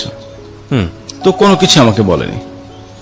পেপারসে কি উল্লেখ করেছে? পেপারসে কিছু উল্লেখ নেই, পেপারস আমার কাছে আছে, পেপারসে কোনো কিছু উল্লেখ নেই, কোনো কারণ ছাড়া ডিভোর্স, কোনো কারণ ছাড়া ডিভোর্স। একটা কারণ তো থাকে পেপারসের মধ্যে, ওখানেও পেলাম না। তারপর ওর বান্ধবীদের সঙ্গে আমি কন্টিনিউ যোগাযোগ করার ট্রাই করলাম যে কেন, কেউ কোনো রিপ্লাই আমাকে দেয়নি। এবং ওদেরকে আমি টেক্সট করেছি যে একটা সময় তো তোমাদের প্রয়োজন, আমি ছিলাম তোমাদের পাশে, হেল্প তো করছি, সেই ইয়েতেও আমাকে একটু হেল্প করো। কিন্তু ওরা সিন করে করে আমার কোনো রিপ্লাই দেয়নি, বা কেউ কোনো ফোন পিকও করেনি। আমার তো জানতে হবে ব্যাপারটা কি আসলে। মাথার মধ্যে একটা কোশ্চেনই খালি কাজ করতেছে। ওর যে ফেসবুকের ইমেল অ্যাড্রেস দেওয়া ছিল ওটা আমার ছিল, আমি তৈরি করে দিয়েছিলাম, ওটা চেঞ্জ করা নেই কখনো। তো তখন চিন্তা করলাম যে ওর ফেসবুকে ঢুকলে তো কিছু একটা পেতে পারি, নিশ্চয়ই কারোর সঙ্গে জিনিসগুলা শেয়ার করেছে, কেন ডিভোর্স। তো কি করলাম, ওর ইমেল আইডি দিয়ে ফরগট পাসওয়ার্ড দিলাম, দেখি চলে আসলো। তারপর ওর মেসেঞ্জার লক করলাম, লক করে ইমেল আইডি চেঞ্জ করে দিলাম যাতে ও ঢুকতে না পারে ওখানে। আচ্ছা, লক করার পর যে জিনিসগুলো পেলাম, ব্যাপারটা হচ্ছে এরকম যে কেঁচো খুঁড়তে সাপ পাওয়ার মতো অবস্থা, মানে আমি আমার অ্যান্সার পেয়ে গেলাম। তারপর কি করলাম, আমি আমার ওর ফেসবুকে আমাদের কিছু ছবি শেয়ার করলাম, এবং সুন্দর সুন্দর ছবি, যে ছবিগুলো মানে কোনো অড লুকিং না, দুজনের ছবি। আমরা দুজন ঘুরতে গেছি এক জায়গায়, সাগর পাড়ে বসে আছি, তারপরে সিলেট গেছি, নৌকায় ঘুরতেছি, জাস্ট এরকম কিছু ছবি আমি ফেসবুকে শেয়ার করি, ওর ফেসবুকে। ওরটাতে আমারটাতে তো সবাই ব্লক, আমারটাতে দিয়ে তো মানে ওর পাসওয়ার্ড দেখে আপনি কি আইডিটা তখন নিজের দখলে নিয়ে আমি নিয়েছেন? নিজের দখলে নিয়ে নিয়েছি। হ্যাঁ, আচ্ছা। আমি জাস্ট ইমেল অ্যাড্রেস চেঞ্জ করলাম, মোবাইল নাম্বার চেঞ্জ করে। তখন আইডিটা আপনার কাছে? হ্যাঁ, তারপর আমি কিছু ওয়েট করছিলাম যে ও যদি ফোন টোন দেয়, যে অ্যাটলিস্ট ছবি টবি কিছু দিও না। তা আমি করলাম কি, আমাদের যত সুন্দর সুন্দর কাপল ছবি, এবং ক্লোজ ছবি না, জাস্ট সাগর পাড়ে বসে আছি, সিলেটে নৌকায় ঘুরতেছি, এরকম কিছু ব্যাকগ্রাউন্ডের ছবি দিলাম, খাচ্ছি। তো দেখি সবাই খুব সুন্দর কমেন্টস করতেছে ছবির মধ্যে, কবে বিয়ে করলি, হানিমুনে কবে গেলি, কিছুই জানি না। আর ওইদিকে রিপোর্ট করতেছে ওর ফ্রেন্ডরা, মানে ও বারবার আইডিটা রিপোর্ট করছে। আইডি কিন্তু রিপোর্ট করে কিছু করতে পারতেছে না, কারণ কমেন্টস ভালো ভালো কমেন্ট করতেছে ওখানে। পরে লাস্টে ওর বাবা ফোন দিল আমার বোনের নাম্বারে, ফোন দিয়ে বললো যে অ্যাটলিস্ট সবাই তো মান সম্মান আছে, আপনার ভাইকে বলেন ছবিগুলো যাতে না দেয়, আইডিটা বন্ধ করতে বলেন। তো আমার বোন আমাকে বলে দিল এই ছবি দিও না, বাদ দাও। তো আমি পরে আইডি লক করে দিলাম। আমার উদ্দেশ্য ছিল যে তুমি এতদিন আমার সঙ্গে এরকম, কেউ জানে না, ওর বাসায় জানে না, ওর কোনো ফ্রেন্ড সার্কেলও জানে না যে ও বিয়ে করছে, অ্যাটলিস্ট এতটুকু জানুক, একটা কোশ্চেনের সম্মুখীন হও যে তুমি বিয়ে করছো কি করো নাই। এগুলো ডিভোর্সের পরে, পেপারস পাওয়ার পরে? ডিভোর্সের পেপারস পাওয়ার পরে। আচ্ছা, পরে যে সাগর পাড়ে গেছো তুমি, নিশ্চয়ই বিয়ে করছো, আর যদি বিয়ে না করে যাও তাহলে তো ব্যাপারটা আরেকটু খারাপ। আমার ইন্টেনশন ছিল এটা, যে একটা কোশ্চেনের সম্মুখীন হও। অনেক আছে না, অনেক অড লুকিং ছবিগুলো দেয়, আমি ওগুলি কিছুই দেইনি। জাস্ট আমার উদ্দেশ্য ছিল যে ও যে বিয়ে করছে এইটার উদ্দেশ্যে তো আমার কাছে ব্যাক করে, যে একটা কোশ্চেনের সম্মুখীন হয়ে ঠিক আছে আমি ব্যাক করছি, বা ফ্যামিলি যাতে ব্যাক করে। তো দেখলাম যে না, ছবি টবি সব বন্ধ করে দিলাম ওই সময়। তারপর জানতে পারলাম ওই মেসেঞ্জারে যে টেক্সট গুলা, বান্ধবীর সাথে কি কনভারসেশন, দাদার সাথে কি কনভারসেশন, দাদার ফ্রেন্ডের সাথে কি কনভারসেশন, আস্তে আস্তে সবই জানতে পারলাম। আমি এখানে শুরু করব, ওই যে অঙ্কুরের কথা বললাম, ও একটা ভার্সিটিতে অঙ্কুরের সঙ্গে যুক্ত ছিল, ওখানে এক বড় ভাইয়ের সাথে তার রিলেশন 2013 সাল থেকে। এটা আমি আগে দেখিনি কখনো, জাস্ট ওই দিন দেখলাম, লাস্ট নক ছিল ফেব্রুয়ারিতে। তো দাদা ওই ওনার সাথে আমার কখনো পরিচয় হয়নি। ওই অঙ্কুরের সব বড় ভাইদেরকে আমি চিনি, আমার সাথে খুব ভালো রিলেশন, কিন্তু যার সাথে ওর অ্যাফেয়ার ছিল, বা অ্যাফেয়ার বা পরকীয়া বলবো আমি, যেহেতু আমার সাথে রিলেশন ছিল তখন, 2013 সাল থেকে তাদের মধ্যে মনোমালিন্য হচ্ছে, আবার ঠিক হচ্ছে, সে একবার ভুল বুঝতে পারতেছে। এই জিনিসগুলো দেখুন অনেকদিন কন্টিনিউ, আমার বিয়ের পরেও তার সাথে কন্টিনিউ ওই ছেলের সাথে। আপনি সবগুলোর স্ক্রিন প্রিন্ট বের করে ফেলেছেন, মানে একদম প্রিন্ট করে বের করেছেন? প্রিন্ট করছেন। আপনি পেপারসগুলো আমার কাছে দিয়ে যান, সবগুলো দিয়ে আপনি বলতে থাকেন। জি, আমি না দেখে বলতে পারবো না। হ্যাঁ, আপনার বহু বলার দরকার নাই, আপনি জাস্ট ঘটনাগুলো বললেই হবে। আমি জাস্ট প্রুফ দেখলে আমি হয়তো আমাদের লিসনারদেরকে কিছু একটা বলতে পারবো। খুব বেশি অরুচিকর হলে এগুলো আসলে দেখারও তেমন কোনো ইচ্ছা আমার নাই, কারণ আমরা কারো পরিচয় রিভিলও করিনি এখানে। আপনি জাস্ট আমাকে দেন এগুলো, আমি জাস্ট একটা গ্লান্স আমি বলে যাবো কি ঘটনা ঘটেছে। ওকে, বলুন প্লিজ, বসেন। ওকে, হ্যাঁ, বলতে থাকুন আপনি। তো 2013 সালে তার ওই বড় ভাইয়ের সাথে যে কনভারসেশন, ওখানে দেখছি যে সে সরি বলতেছে, সে ভুল করছে, সে অপরাধী, সে নিজেকে অপরাধী। আইডি কি এখনো আপনার দখলে? না, ওই আইডি পার্মানেন্টলি ডিসেবল হয়ে গেছে? পার্মানেন্টলি ডিসেবল, মানে ওরা রিপোর্ট করে ডিসেবল করে দিয়েছে? আমি করেছি এটা। আপনি করেছেন? আমি একদম পার্মানেন্টলি করেছি। আপনি পার্মানেন্টলি ডিসেবল বলে কোনো কিছু ফেসবুকে আছে বলে আমার ধারণা নেই। আপনি চাইলে এটাকে রিভিল করতে পারেন। না, আমি আর কখনো ট্রাই করিনি এটা। ট্রাই করেন? কত সালে করেছেন? এটা মনে হয় ডিসেবল হয়ে গেছে অলরেডি। আচ্ছা, ওকে, ঠিক আছে, বলুন। তারপর 2013 সাল থেকে দেখলাম যে তাদের মধ্যে মনোমালিন্য, যে আমি ভুল করছি, কোন ডিসিশন এক পক্ষ বিবেচনা করলে হয় না। মানে অনেক আগে থেকেই সম্পর্কটা ছিল। অনেক আগে থেকে, হ্যাঁ 2013 সালেই সে ভুল করছে। তারপর তার সাথে কন্টিনিউ হচ্ছে এরকম কথাবার্তা। আবার একটা অপশন আছে যে কাউকে ভালোবাসলে এভাবে ভালোবাসতে হয়, এটা আমার ওয়াইফের কনভারসেশন আর কি। আর কিভাবে ভালোবাসছে সেটা তো আমি বুঝতে পারতেছি না, যে কিভাবে ভালোবাসলো তাকে। ওকে। তারপর 2014 সালে এসে আবার আমার বিয়ের পরেও সে তার থেকে সরে আসতেছে। ওকে, আমি সেলফিশ, আসলে আমি এতদিন বুঝতে পারিনি, আমি এখন বুঝতে পারছি আমি অপরাধী। কি করলে এই পাপ মোচন হবে আমি তাও জানি না। আমার বিয়ের পরের কনভারসেশন এগুলা স্টিল নাও তার সাথে যোগাযোগ আছে। এইটা একটা। ওকে। তারপর দাদার সাথে যে কনভারসেশন গুলো দেখলাম, ওগুলো দেখে তো সে আমার সাথে যে কনভারসেশন গুলো করতো ফার্স্ট টাইমে, সেম কনভারসেশন। আরেকবার যদি একটু মনে করিয়ে দিই, এই দাদাটা যেন কে ছিল? দাদা হচ্ছে ওর কলিগ, ওর ভার্সিটির কলিগ, সিনিয়র, এবং দেখতে যথেষ্ট সুন্দর। তো ওই দাদার সাথে কনভারসেশন গুলো দেখলাম, সেই আমার সেম কনভারসেশন, আমার সাথে যে কনভারসেশনে কথা বলতো সেম। আরেকটা মজার ব্যাপার হচ্ছে, দাদার বার্থডে ছিল 30 তারিখে, ডিসেম্বর 30 তারিখ। ওই দিন দাদার আসার উদ্দেশ্য ছিল সে তাদের ইনভাইট করেছিল, ওকে, আমার ওয়াইফ, যে তাদেরকে খাওয়াবে। এটা আমি পরে মেসেঞ্জারে জানতে পারলাম। এবং 29 তারিখে সে দাদার বাসায় ছিল, মানে দাদার বাসা থেকে সে রাত 9:30 সময় বের হয়, কনভারসেশন সবই আছে, এবং অন্য কেউ যায়নি ওর সাথে। আমি জিজ্ঞেস কে, মানে ওই দিন গেছিল কেন, কলিগরা মিলে গেছিলাম। কোন কোন কলিগ ছিল নাম বললো, ওনারা একজনও যায়নি। তো এভাবে ওকে জিজ্ঞেস করলাম পরে যে দাদার বাসায় কেন গেছিলা, বললো যে এমনি গেছিলাম, দাদার বাসাটা সুন্দর, আবার যাবে, এরকম বেশ কিছু। তখন তো আর আমার বুঝতে কিছু অসুবিধা হলো না যে আসলে দাদার সাথে সে একটা রিলেশনে জড়িয়ে পড়েছে। এদিকে দাদাও অ্যাপ্লাই করেছে চায়নাতে হায়ার স্টাডিজের জন্য, দাদারটা হয়ে যায়। এবং ওদের প্ল্যান ছিল ওরা একসাথে অ্যাপ্লাই করেছে। আচ্ছা, ওরা একসাথে অ্যাপ্লাই করে চায়নাতে। এগুলো তো আপনি ইনভেন্ট করলেন কবে? ডিভোর্সের আগে? ডিভোর্সের পরে, আমি সব ডিভোর্স পরে জানতেছি। আমি তো ডিভোর্স আগে কিছু ডিভোর্সের পরে জেনেছেন আপনি ফেসবুক ঘেটে? ফেসবুক ঘেটে, জি, মেসেঞ্জার ঘেটে। যে আমার তো জেনে লাভটা কি বলেন তো?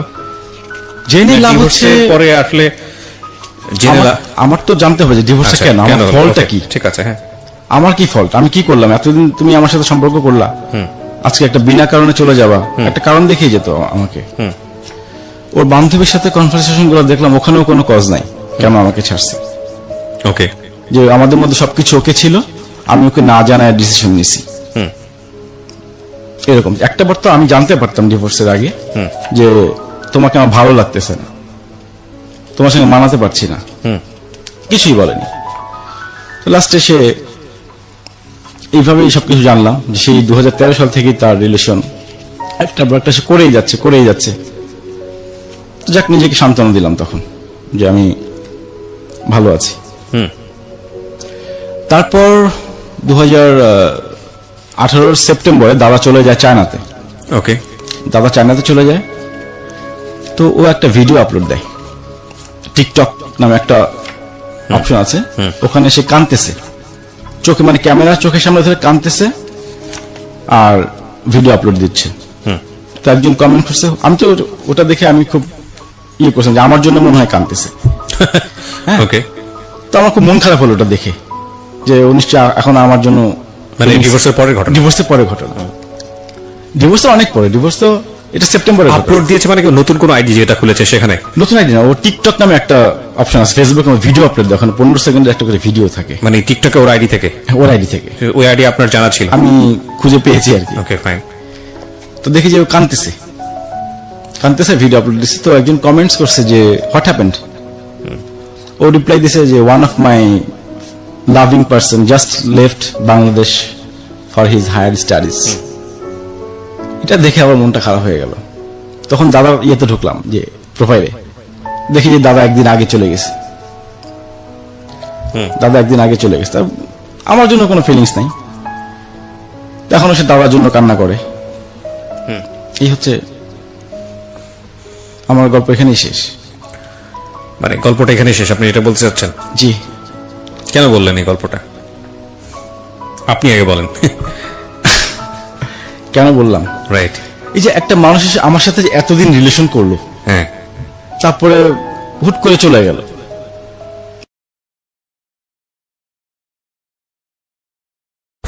কিছু কি বাদ গেছে আপনার গল্পে যেটা আমি কথা বলার আগে ফাইনালি বলতে চান?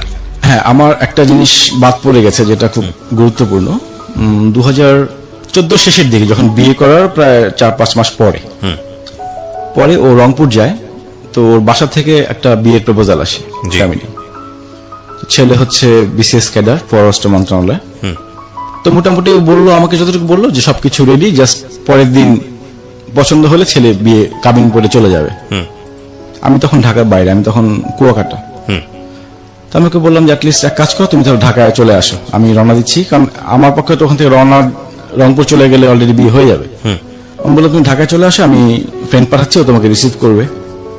তো বললো যে না, আসলে বাবা এই ব্যাপারটা শুনলে তো উনি হার্ট অ্যাটাক করতে পারে, বাবা মা খুব কষ্ট পাবে। তখন আমি কি করবো? তখন আমি বললাম তুমি তো আমার ওয়াইফ। তো বলতেছে এখন কিছু করার নাই, আমি বাবার এগেইনস্টে যেতে পারবো না। তখন আমি বললাম তাহলে এক কাজ করো, যদি এরকম কিছু হয় অ্যাটলিস্ট আমাকে একটা ডিভোর্সের পেপারস পাঠিয়ে দিও কোথাও থেকে, যাতে বিয়েটা বৈধ হয়। তো বলে যে ঠিক আছে তাই। কিন্তু পরবর্তীতে শুনলাম যে বিয়েটা হয়নি। কেন আচ্ছা। হয়নি সেটা জানি না, ও চেষ্টাও করেনি বিয়ে ভাঙার জন্য, ওর জাস্ট ইয়ে ছিল, মানে ও আমার মুখ থেকে বের করবে যে কি করবে। তো আমি আমার অপশন দিয়ে দিয়েছিলাম যে অ্যাটলিস্ট যদি বিয়ে হয়েই যায় তাহলে তুমি একটা পেপারস পাঠিয়ে দিও আমাকে ব্যাকডেট দিয়ে। আপনার এই ডিভোর্সের ঘটনাটা বা পেপারসের ঘটনাটা কত সালে? এই 2018 সালে, তাই? 2018 জানুয়ারি 21 তারিখ। মানে এরপরে আপনার প্রায় 10-11 মাস কেটে গেল। 10-11 মাস। এই 10-11 মাসের কন্ডিশনটা কি, অবস্থাটা কি? 10-11 মাসে আমার আর চিন্তা ভাবনা নাই এরকম, মানে ও কিছু যে- যোগাযোগ হয়েছে ওর সঙ্গে? ওর সঙ্গে যোগাযোগ করতাম, চেষ্টা করেছিলাম যোগাযোগ। আমি এমনও বলেছি ওকে যে পেপারসটা ছিঁড়ে ফেলবো 3 মাসের মধ্যে, 3 মাসের মধ্যে পেপারসটা ছিঁড়ে ফেলবো।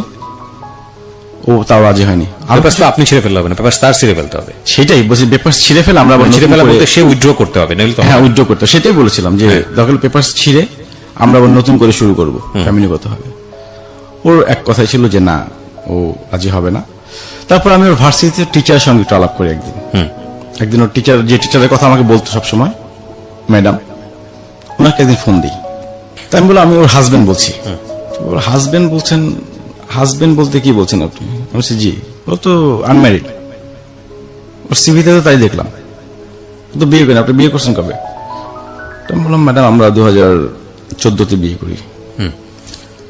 14-তে বিয়ে করি বলে, ও তো বলেনি কাউকে এই জিনিসগুলো। ও বলছে যে বয়ফ্রেন্ডের সাথে ব্রেকআপ হয়েছে এরকম কিছু। বলে আমরা ছবি দেখে আলাপ করেছিলাম যেটা বিয়ে পরবর্তী ছবি, কিন্তু ও স্বীকার করেনি এবং আপনার নামে অনেক আজে বাজে কথা বলছে, আপনি নেশা করেন, মানে যত প্রকার খারাপ কথা বলা দরকার। তো আমি একদিন ম্যাডামকে রিকোয়েস্ট করলাম, ম্যাডাম আমি একটু আপনার সঙ্গে দেখা করবো অফিসের বাইরে, এখন 5টা মিনিট সময় দিবেন আমাকে। তো বললো যে উনি দেখা করতে চায়নি। তো এক প্রকার জোর করে, মানে অনেক রিকোয়েস্ট করার পর ম্যাডাম ওই ভার্সিটির পাশেই একটা কফি শপে, তো ওনাকে বললাম যে আমাদের এই ব্যাপার, দাদার সঙ্গে রিলেশনটা যদি ব্রেক করতে পারেন তাহলে তো আমি আবার শুরু করতে পারি সংসারটা। উনি বললো আপনি কি সংসার করবেন? আমি বলছি হ্যাঁ সংসার করব। উনি বললো তাহলে এক কাজ করি, আমি আমার হেডের সাথে কথা বলি, কালকে আপনি অফিসে আসেন ফিজিক্যালি। তো পরের দিন অফিসে যাওয়ার কথা ছিল যে উনি, মানে হেড যদি কিছু করতে পারে এই ব্যাপারে, দুজনের মিউচুয়াল করা দিতে পারে। তো পরের দিন ওর বাবা ফোন দিল বাসায় যে আমি যাতে অফিসে না যাই, যে অফিসে গেলে হয়তো চাকরি সমস্যা হতে পারে। তো আমি আর পরে গেলাম না, যেটা আমরা ফ্যামিলিগত হয়ে মিউচুয়াল করবো। যখন ফ্যামিলিগত হয়ে মিউচুয়াল হবে তখন তো কিছু করার থাকে না। এরপর আর বসা হয়নি ফ্যামিলিগত ভাবে। আমি ওকে এমনও বলেছিলাম যে তোমার কাবিনের টাকা চাই কিনা, তো বলছে না কাবিনের টাকা চাই না। আমি বললাম তাহলে এত টাকা পয়সা খরচ করলাম তোমার পিছনে, বললো যে তুমি লিস্ট করো বা আমাকে হিসাব দাম, তোমার সব টাকা দিয়ে দেবো। আমি বলছি সব টাকা পয়সা দিবা, সময়টা কিভাবে দেবা তুমি? এই তোমার পিছনে যে সময়টা ব্যয় করলাম এত বছর যাবত, এই সময়টা ব্যয় করতে পারবা? তো তখন সে কোনো অ্যান্সার করেনি। তার এর কিছুদিন পরে এপ্রিলের 1 তারিখে ও আমার নামে একটা অভিযোগ করে বাংলাদেশ মহিলা পরিষদে। ওকে। আমার নামে একটা অভিযোগ দেয়, ওখান থেকে একটা নোটিশ করে আমাকে তো ওটা নিয়ে আমি আবার রিপোর্ট করি ওদেরকে যে আমি যাই, আসলে ব্যাপারটা কি। তো ওনারা বললো যে আপনি কবে সময় দিতে পারবেন, আমরা বসবো দুজনকে নিয়ে। তো আমি আমার সময় দিলাম যে আমি এত তারিখে বসতে পারবো। তো ওখান থেকে আমার ওয়াইফকে ফোন দিল, কিন্তু সে আসবে না বলে দিল। ওখান থেকে বারবার বলা হয়েছিল যে আসার জন্য, কিন্তু সে ওখানে আসেনি।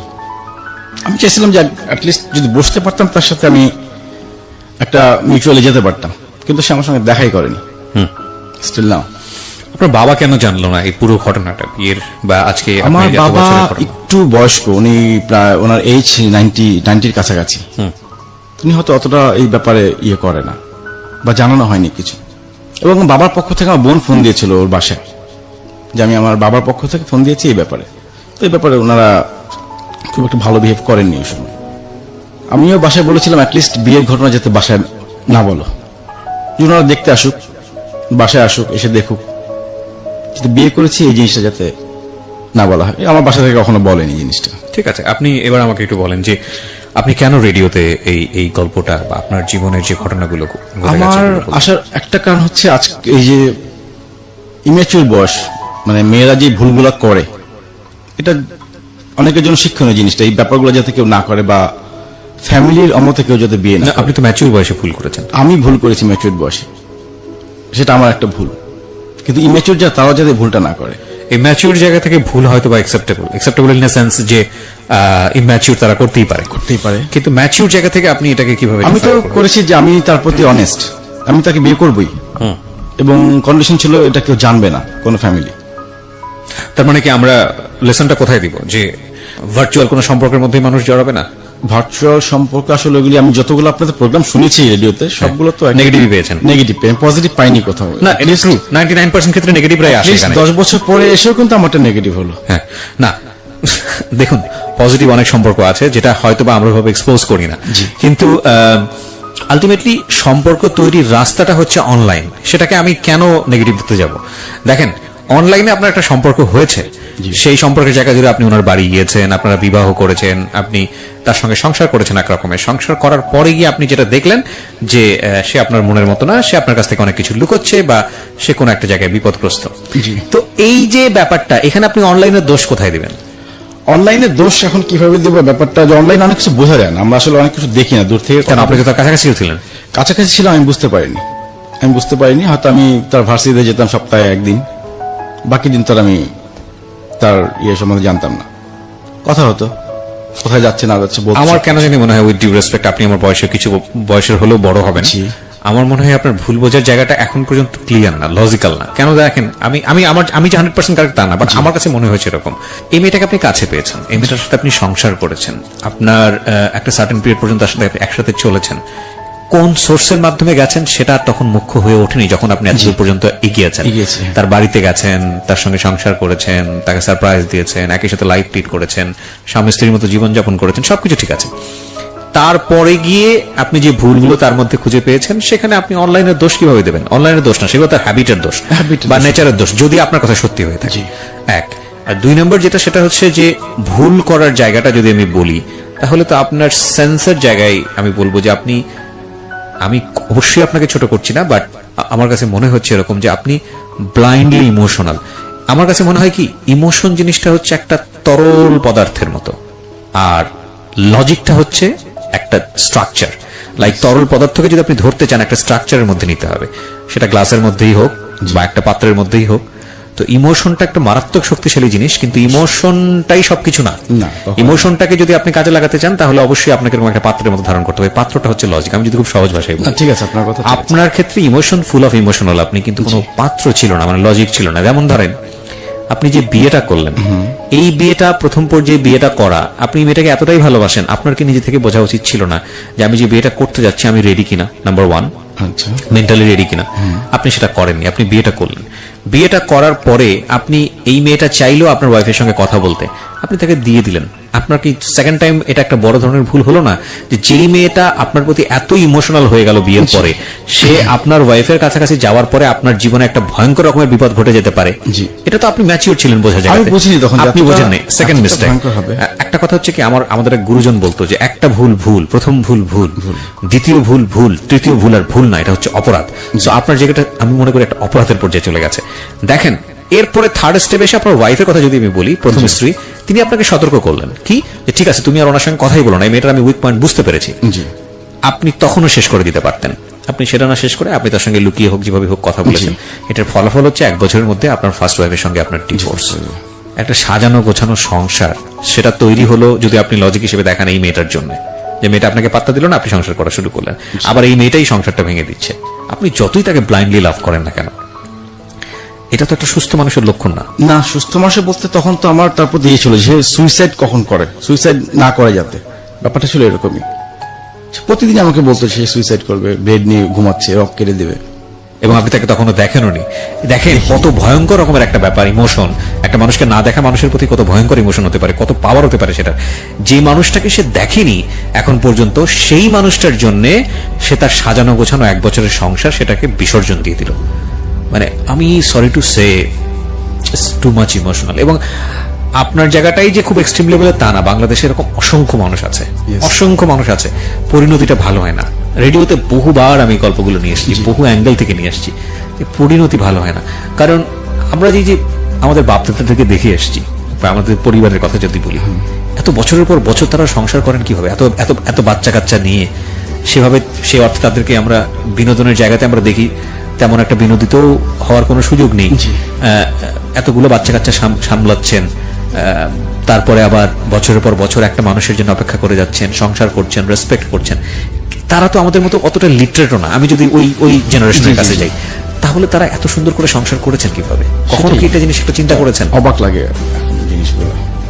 অবাক লাগার আমার কাছে মনে হয় যে এটা যদি আমরা ফাইন্ড আউট করি, তাহলে একটা জিনিস আমরা বুঝতে পারবো, সেটা হচ্ছে যে তাদের মধ্যে এই জিনিসটা ছিল যে সংসার। ওকে, আমি অনেকবার একটা জিনিস দেখেছি এই অনুষ্ঠানগুলো করতে গিয়ে, অভিজ্ঞতা হয়েছে, বা আমি অনেক শুনেছি অনেকের কাছে। খুব সুন্দর একটা কথা আছে যে বিয়ের পরে না ওই লাভটার থাকে না। ধরেন একজন মানুষ দুজনকে প্রায় 8-10 বছরের সম্পর্ক বিয়ের পরিণতির দিকে গেল, এবং তারপর দেখা গেল সম্পর্কটার ওই ভালোবাসার জায়গাটাতে নাই। দুই একটা আছে এক্সেপশন। আমাদের মধ্যে এরকম কোনো প্রবলেম কখনোই ছিল না, কারণ আপনারা একসঙ্গে থাকেননি। থাকিনি, যে কারণ আপনারা এক ঘরের মধ্যে থাকেননি লং টাইম। সেটা হতো, এক ঘরের মধ্যে উঠলে হয় কি সম্পর্কটা ধীরে ধীরে ক্ষয়ে যেতে, ওই ইমোশনটা ক্ষয়ে যেতে থাকে। তার মানে কি আমরা ইমোশন ক্ষয়ে গেলে সরে যাই না। মজার বিষয় হচ্ছে এই ইমোশনটা, এই লাভটা তখন এক ধরনের রেসপন্সিবিলিটির রূপ নেয়। মনের অজান্তে, হ্যাঁ ভালো হয়তো বাসেন না, মনে হচ্ছে তার জন্য আমার অন্তর পড়ে না, কিন্তু দেখবেন যে খাবার টেবিলে বসে ওই মানুষটা যদি না থাকে, বা সে যদি রান্নাটা না করে দেয়, বা সে যদি আপনার কাপড়টা সুন্দর করে পরিষ্কার না করে দেয়, স্ত্রীটা যদি না করে দেয়, বা আপনি যদি তার জন্য নিয়ম মতো জিনিসগুলো না করেন, তখন দেখবেন যে এক ধরনের খারাপ লাগছে মনের মধ্যে, যে কি যেন নাই, কি যেন নাই, কি যেন নাই। এই যে ব্যাপারটা, এটাও কিন্তু লাভ এই দিকে টার্ন করে। তো আমি কথাগুলো এই কারণে বলছি যে আপনি তো পরিণত ছিলেন, এবং আপনার বাবা মায়ের নিশ্চয়ই একটা সুন্দর সম্পর্ক দেখে আপনি বড় হয়েছেন। অবশ্যই। তাহলে আপনার জায়গাটা থেকে এত বড় ভুল, আমরা আসলে ওনাকে প্রশ্নবিদ্ধ করতে চাই না প্রিয় শ্রোতা। আমরা আসলে যে কথাটা বলতে চাচ্ছি, দেখুন আমি একটু বলি, ভুল হচ্ছে আমাদের ব্যক্তিগত কিছু প্রবলেম ছিল, একেবারে যে শুধু একটাই কারণে ডিভোর্স হয়েছে তাও কিন্তু, মানে আপনার ওয়াইফের সঙ্গে আপনার ব্যক্তিগত প্রবলেম। কিন্তু আমার কেন জানি মনে হয় যে সম্পর্কের এই যদি অল্টারনেটিভ অপশনটা না থাকতো, তাহলে আমি নিজে মনে হয় না যে ডিভোর্সটা হতো। আমি নিজেও স্বীকার করি ডিভোর্সটা হতো না। এক্স্যাক্টলি, এটা আমি স্বীকার করি। এটা আমি খুব মনে করে বিশ্বাস করি যে একটা সেপারেশন, মানে ধরেন একটা সম্পর্কের মধ্যে সেপারেশন হওয়ার একটা ব্যাপার চলে এসছে, সেটা যদি এরকম হয় যে ওখানে তৃতীয় পক্ষের কেউ নাই যার উপর ডিপেন্ড করার মতো, বা সেপারেট করে অন্য একটা ছেলের সাথে ইনভলভ হওয়া, বা অন্য একটা মেয়ের সঙ্গে ইনভলভ হওয়া, যতক্ষণ পর্যন্ত এই অপশনটা ক্রিয়েট না হয়, ততক্ষণ পর্যন্ত এই সম্পর্কটা বারবার জোড়া লাগার সুযোগ থাকে। অবশ্যই আমি এটা স্বীকার করছি যে আসলে ওই সমস্যার সাথে যদি আমার যোগাযোগ না হতো, তাহলে সম্পর্কটা হয়তো কন্টিনিউ। আপনি এত সহজে সিদ্ধান্ত নিতেও পারতেন না বিয়ের পরে যে ঠিক আছে ডিভোর্স হয়ে যাচ্ছে 1 বছরের মাথায়, যেখানে আপনি বারবার এই মেয়েটাকে জোড়া লাগানোর জন্য যোগাযোগ করেছেন, ও করেছে, বিকজ অল্টারনেটিভ অপশন নয়। আমরা আপনার কথা যদি সত্য হয়ে থাকে যে এই ভদ্রলোক দাদাকে যাকে বলছেন, সে তার জীবনে এসছে, এইটা যদি অপশনটা যদি না থাকতো, তাহলে হয়তো ওর জন্য এতটা শক্তিশালী অবস্থানে যাওয়ার সুযোগ হতো না। তো এটা আসলে আমরা গেস করি, মানে তৃতীয় পক্ষ কেউ একজন থাকলে এটা সহজ হয়। কিন্তু আমার জায়গা থেকে কেন জানি মনে হয় আপনার জীবনের সবচেয়ে বড় ভুলটা হলো বিয়ের পরে এই ধরনের একটা সিদ্ধান্ত? যোগাযোগটা কন্টিনিউ করা তার যোগাযোগ সাথে। কন্টিনিউ করা এবং ভয়ঙ্কর রকমের বাজে একটা সিদ্ধান্ত নেওয়া। আমি শুধু যোগাযোগ করেছিলাম ওর কথা চিন্তা করে, পিচ্ছে একটা মেয়ে যে কোনো ডিসিশন নিতে পারে, ইনকেস ও যদি কিছু করে আমার কি হবে। আমার কি হবে বলতে কি আপনি বিপদে পড়ে যাবেন এরকম কিছু, বা সুইসাইডাল কেস? সুইসাইডের কেসে অবশ্যই আমার একটা ডকুমেন্ট থাকতো, সেটাও মাথার মধ্যে আসেনি তখন, কিন্তু আমার কথা নিজেকে তখন মানে বুঝ দিতে পারবো না যে আমার জন্য একটা মেয়ে। It's a difficult situation but you can handle it. কিভাবে হ্যান্ডেল করতে পারতেন? আমার বিয়ের পর একবার ট্রাই করেছিল। না, আমি আসি, এটা অনেক সময় অনেকেই করে থাকে এবং এগুলোকে খুব সফটলি হ্যান্ডেল করতে হয়। আচ্ছা, আপনি কিভাবে হ্যান্ডেল করতে পারতেন? আপনার কি মনে হয় এখন অল্টারনেটিভ সলিউশন কি হতে পারতো? এই সিচুয়েশনের জীবনে হয়তো অনেকেই পড়ে, অনেক ছেলেরাই পড়ে, অনেক মেয়েরাই পড়ে। কিভাবে হ্যান্ডেল করা যেতে পারতো? আপনি ওই সময়টাতে কি করতে পারতেন? আমার উচিত ছিল ওর সঙ্গে যোগাযোগ টোটালি কন্টিনিউ না করা। না, কিন্তু আপনি তো এটা করলে, আপনি যদি মনে করছেন যে সে সুইসাইড করে ফেলতে পারে, তাহলে আপনি বের হবেন কিভাবে এখান থেকে? এখন বের হওয়ার তো কোনো অপশন আমি পাইনি। Exactly, there is option, lot of option. আপনি যেটা করতে পারতেন, আপনি ওনার বাবা মাকে জানাতে পারতেন। আচ্ছা, খুব সহজেই আপনি 4-5 জনকে ফোন দিয়ে বলতে পারছেন ওর সাথে আমার সম্পর্কটা এরকম ছিল, আচ্ছা। ঘটনা এখন এদিকে দাঁড় করিয়েছে, ও বিয়ের পরে আমার সঙ্গে যোগাযোগ করছে, ও যে কোনো রকম একটা দুর্ঘটনা ঘটিয়ে ফেলতে পারে, সুতরাং ওকে টেক কেয়ার করেন। আপনি এটা ওর বাবা মাকে জানিয়েছেন, জানার পরে আপনি একটা রেকর্ড রেখে দিতে পারতেন যে আমি ওটা ইনফর্ম করেছি। আমার মাথাতেই ছিল না এরকম কোনো চিন্তা ভাবনা। এটা আপনার উচিত ছিল। এবং একটা লাভ ইজ ট্রুলি ব্লাইন্ড, লাভটা অনেকখানি ব্লক করে দেয় আমাদের। সেটাই আমি শুধু শেষে একটা কথাই বলবো, প্রিয় শ্রোতা, আমাদের কারোর দিকে আঙ্গুল তোলার কোনো ইচ্ছা নেই। যে ভদ্র মহিলাকে নিয়ে আজকে এখানে কথা হলো, তার প্রতিও আমরা সম্মান জ্ঞাপন করছি। একজন মানুষের কথা শুনে আরেকজন মানুষের দিকে আঙ্গুল তোলা যায় না, বরং ওনাকে শুনুন আপনার জীবনের একটা শিক্ষা হিসেবে। আমরা সবাই ভালোবাসবো, মানুষ পৃথিবীতে এসেছে ভালোবাসার জন্যই, ভালোর তো অবশ্যই আমরা বাসবো। এবং যে মানুষটাকে নিয়ে সংসার করছি তাকে যদি ভালো নাই বাসতে পারি, তাহলে তো এটা তো আসলে শুধু দায়িত্বের জায়গা না, ওই ভালোবাসাটুকুও তো থাকতে হবে। কিন্তু আমরা যখন ভালোবাসি তখন আমরা এতটাই অন্ধ যাতে না হয়ে যাই যে এই মানুষটা যদি আমার জীবনে না থাকে তাহলে আমি যেন শূন্যের উপর না থাকি। আপনার এখন বিজনেসের কি অবস্থা? বিজনেস মোটামুটি চলছে এখন ভালো। আপনার এই ধরনের সম্পর্কের কারণে কি বিজনেসে কোনো ক্ষতি হয়েছে বা কোনো ধরনের বড় প্রেসার পড়েছে? ক্ষতি তো কিছু হয়েছেই। আমি মাঝখানে একটু বলিনি জিনিসটা, আমি মাঝখানে একটু অ্যাডিক্টেড হয়ে গিয়েছিলাম। কি নিতেন? 1.5 মাস এই ড্রিঙ্ক করতাম। আচ্ছা, আর ভবিষ্যৎ জীবন নিয়ে কি চিন্তা করছেন? আমার আপাতত কোনো চিন্তা ভাবনা নাই যে আমার বিয়ে করার চিন্তা। ফলো করেন আপনি এখনো ভার্চুয়ালি ফলো করেন বা কোথায় কি যাচ্ছে না যাচ্ছে এগুলো খোঁজ না, খবর রাখেন? এগুলো এখন টোটালি করি না, এখন একদম টোটালি বাদ। আপনি রাইট নাও কত এজ? 38 আপনার বয়স? বর্তমান 38। 38 বছর বয়স তেমন কিছু না, বিয়ে নতুন না, করে আমার জীবন আর শুরু করার। ইচ্ছা নাই, আমার টোটালি এটার প্রতি আমার টিয়ে চলে আসছে, ওকে, একটা ঘেন্না চলে আসছে সম্পর্কে। ঘেন্না বলতে আপনি যেটা বলতে চাচ্ছেন যে আপনি কোনো মেয়েকে বিলিভ করতে পারেন না, সহজে আর বাংলায়। কিভাবে বিলিভ করবো আমি? মানে এখন কাউকে বিলিভ হবে না আমার, এখন যত ভালোই হোক ওই একই রকম মনে হয়। কখনো কাউন্সিলিং নিয়েছেন? কোনো সাইকিয়াট্রিস্টের কাছে গিয়েছেন? না, না, Mentally? কখনো। You should try. আমি নিজে এগুলো ভালো বুঝি। এটা একটা আরেকটা বড় আমরা প্রত্যেকটা মানুষই এই জিনিসটা জানি, এটা জানি, কিন্তু আমাদের মনে করি যেটার প্রয়োজন নাই। আমি জানি তুমি ভুল করেছি না, কিন্তু সাইকিয়াট্রিস্টের কাছে গেলে এই ধারণাটা ভুল ভাঙে। ওনারা অনেক সময় অনেক ভালো সময় দেন। আপনি খুব ভালো একজন সাইকিয়াট্রিস্টের কাছে যান, you need some counselling and believe me, হয়তো আপনার কোনো উপকার হবে। আচ্ছা। ঠিক আছে, এটাই আমি আপনাকে সাজেস্ট করব, কারণ আপনার সেই সামর্থ্য আছে বলেই আমি আপনাকে সাজেস্ট try করছি। করতে পারি, অবশ্যই try করতে পারি। So thank you very much, আপনি আজকে এখানে আসলেন। আমি একটা জিনিস আবারও বলছি যে আমরা যেন আমাদের জীবনটাকে ভালোবাসি। যেই হৃৎপিণ্ড আমাদেরকে প্রতি মুহূর্তেই ফ্রেশ ব্লাড দিয়ে যাচ্ছে শরীরে, যেই মস্তিষ্ক বিরামহীন ভাবে আমাদের জন্য কাজ করে যাচ্ছে পুরো জীবন দশায়, সেই হৃৎপিণ্ড এবং মস্তিষ্কের কাছে আমরা কিছুটা হলেও যেন ঋণী থাকি। আমরা সবসময় যেন আমাদের সৃষ্টিকর্তাকে স্মরণ করি এই কারণে যে তিনি শুধু আমাদেরকে একটা কাজ দিয়ে দুনিয়াতে পাঠাননি, বা এই একটা জীবন শুধুমাত্র একটা মানুষের জন্য বা একটা ভুল সিদ্ধান্ত নিয়ে পুরো জীবনটাকে স্পয়েল করার জন্য পাঠাননি। আমরা যেহেতু হিউম্যান বিং হয়ে এসেছি, পোকামাকড় হয়েও তো পাঠাতে পারতেন, পিঁপড়া প্রাণী হয়েও তো পৃথিবীতে আসতে পারতাম, অন্য কিছু হয়েও তো আসতে পারতাম, জড় পদার্থ হয়েও তো আসতে পারতাম। তো মানুষ হিসেবে যেহেতু পাঠিয়েছেন, so by born we are winner. প্রথম কথা হচ্ছে আমরা by born we are winner, cause আমরা সৃষ্টির সেরা জীব। তো সেই জায়গাটা থেকে জীবনটা শুধু একমুখী জিনিস না, একটা মানুষকে পেলাম না বা একটা মানুষের জন্য একটা ভুল সিদ্ধান্ত নিয়ে ফেললাম, জীবনটা শুধু এটা না। আমাদের চেষ্টা করতে হবে ভুল যাতে না হয়। আর দ্বিতীয় কথা যেটা, ভুল যদি হয়েই যায়, যতক্ষণ পর্যন্ত বেঁচে আছি, still you have a chance for good work. So সবাই অনেক ভালো থাকুন। কিছু যদি নাই করতে পারেন, অ্যাট লিস্ট কারো কোনো ক্ষতি করেন না। So thank you very much আজকের এই অনুষ্ঠানে যারা শুনলেন। আমি আপনাকে, আপনি তোমার বয়সে বড় ভাইয়ের মতো, আমি আপনাকে যেটা বলবো সেটা হচ্ছে, এর মধ্যে আমার Don't একটু be কথা hopeless, ছিল, sure. আরেকটু কথা ছিল, এবং ও খুব চিন্তিত ছিল যে আমি ওর কোনো ক্ষতি করবো কিনা বড় রকমের। আমি আজ পর্যন্ত তার কোনো ক্ষতি করিনি। অনেক অনেক কিছু বলছিল, ইভেন একটা জিডিও করে নিতে আসে, কিন্তু আমার নামে কয়েকটা জিডি করছে। আমি ওর সঙ্গে দেখা করতে গেলে সে আমার নামে জিডি করে। আমি তার নামে কোনো জিডিও করিনি এবং তার ক্ষতি করার কোনো চিন্তাও করিনি আমি, যে তার আমি কি ক্ষতি করবো। না, অফকোর্স না, আপনি করে কেন করবেন? প্রশ্ন আসে। কখনোই করবেন না, প্রশ্ন আসে। কখনোই করবেন না। এবং যে মানুষটাকে আপনি একটা সময় পাগলের মতো ভালোবেসেছেন, ওই ভালোবাসার প্রতি আপনি রেসপেক্ট রাখেন। পরে মানুষটা হয়তো আপনার মতো নাই। আমি বলি যে ভিডিও আপলোডটা দেবেন, দাদার জন্য কান্না করতেছে, তার আগে পর্যন্ত আমি সপ্তাহে 2-1 দিন গিয়ে ক্যাম্পাসে বসে থাকতাম, চা খেতাম, সিগারেট চলে আসতাম, জাস্ট একটু দেখার জন্য, আর কিছু না, কোনো কথা বলা ট্রাই করিনি কখনো। জাস্ট ক্যাম্পাসে বসতাম, এক কাপ চা খেয়ে, কখনো দেখা হতো, ও হাত পাশ দিয়ে চলে যেত, আমি চলে আসতাম। ওর কোনো ক্ষতি করা আমি আমার মাথায় কখনোই ছিল না। অনেকে বলছিল অনেক কিছু করার না, জন্য। অফকোর্স। এবং আপনি যে ডকুমেন্টস গুলো আমাকে দেখিয়েছেন, এই যে পেপারস, আমি এগুলো বলিনি রেডিওতে, আপনি এগুলো আপনার কাছে রাখবেন না। এগুলো না, আমি আপনি- ছিঁড়ে ফেলবো। আপনি আজকের পরে এগুলো ছিঁড়ে ফেলবেন। এবং শুধু এগুলো না, ওর কোনো ডকুমেন্টস যেটা আপনার অ্যাবসেন্সে ক্ষতি হতে পারে, এরকম কোনো জি, জি।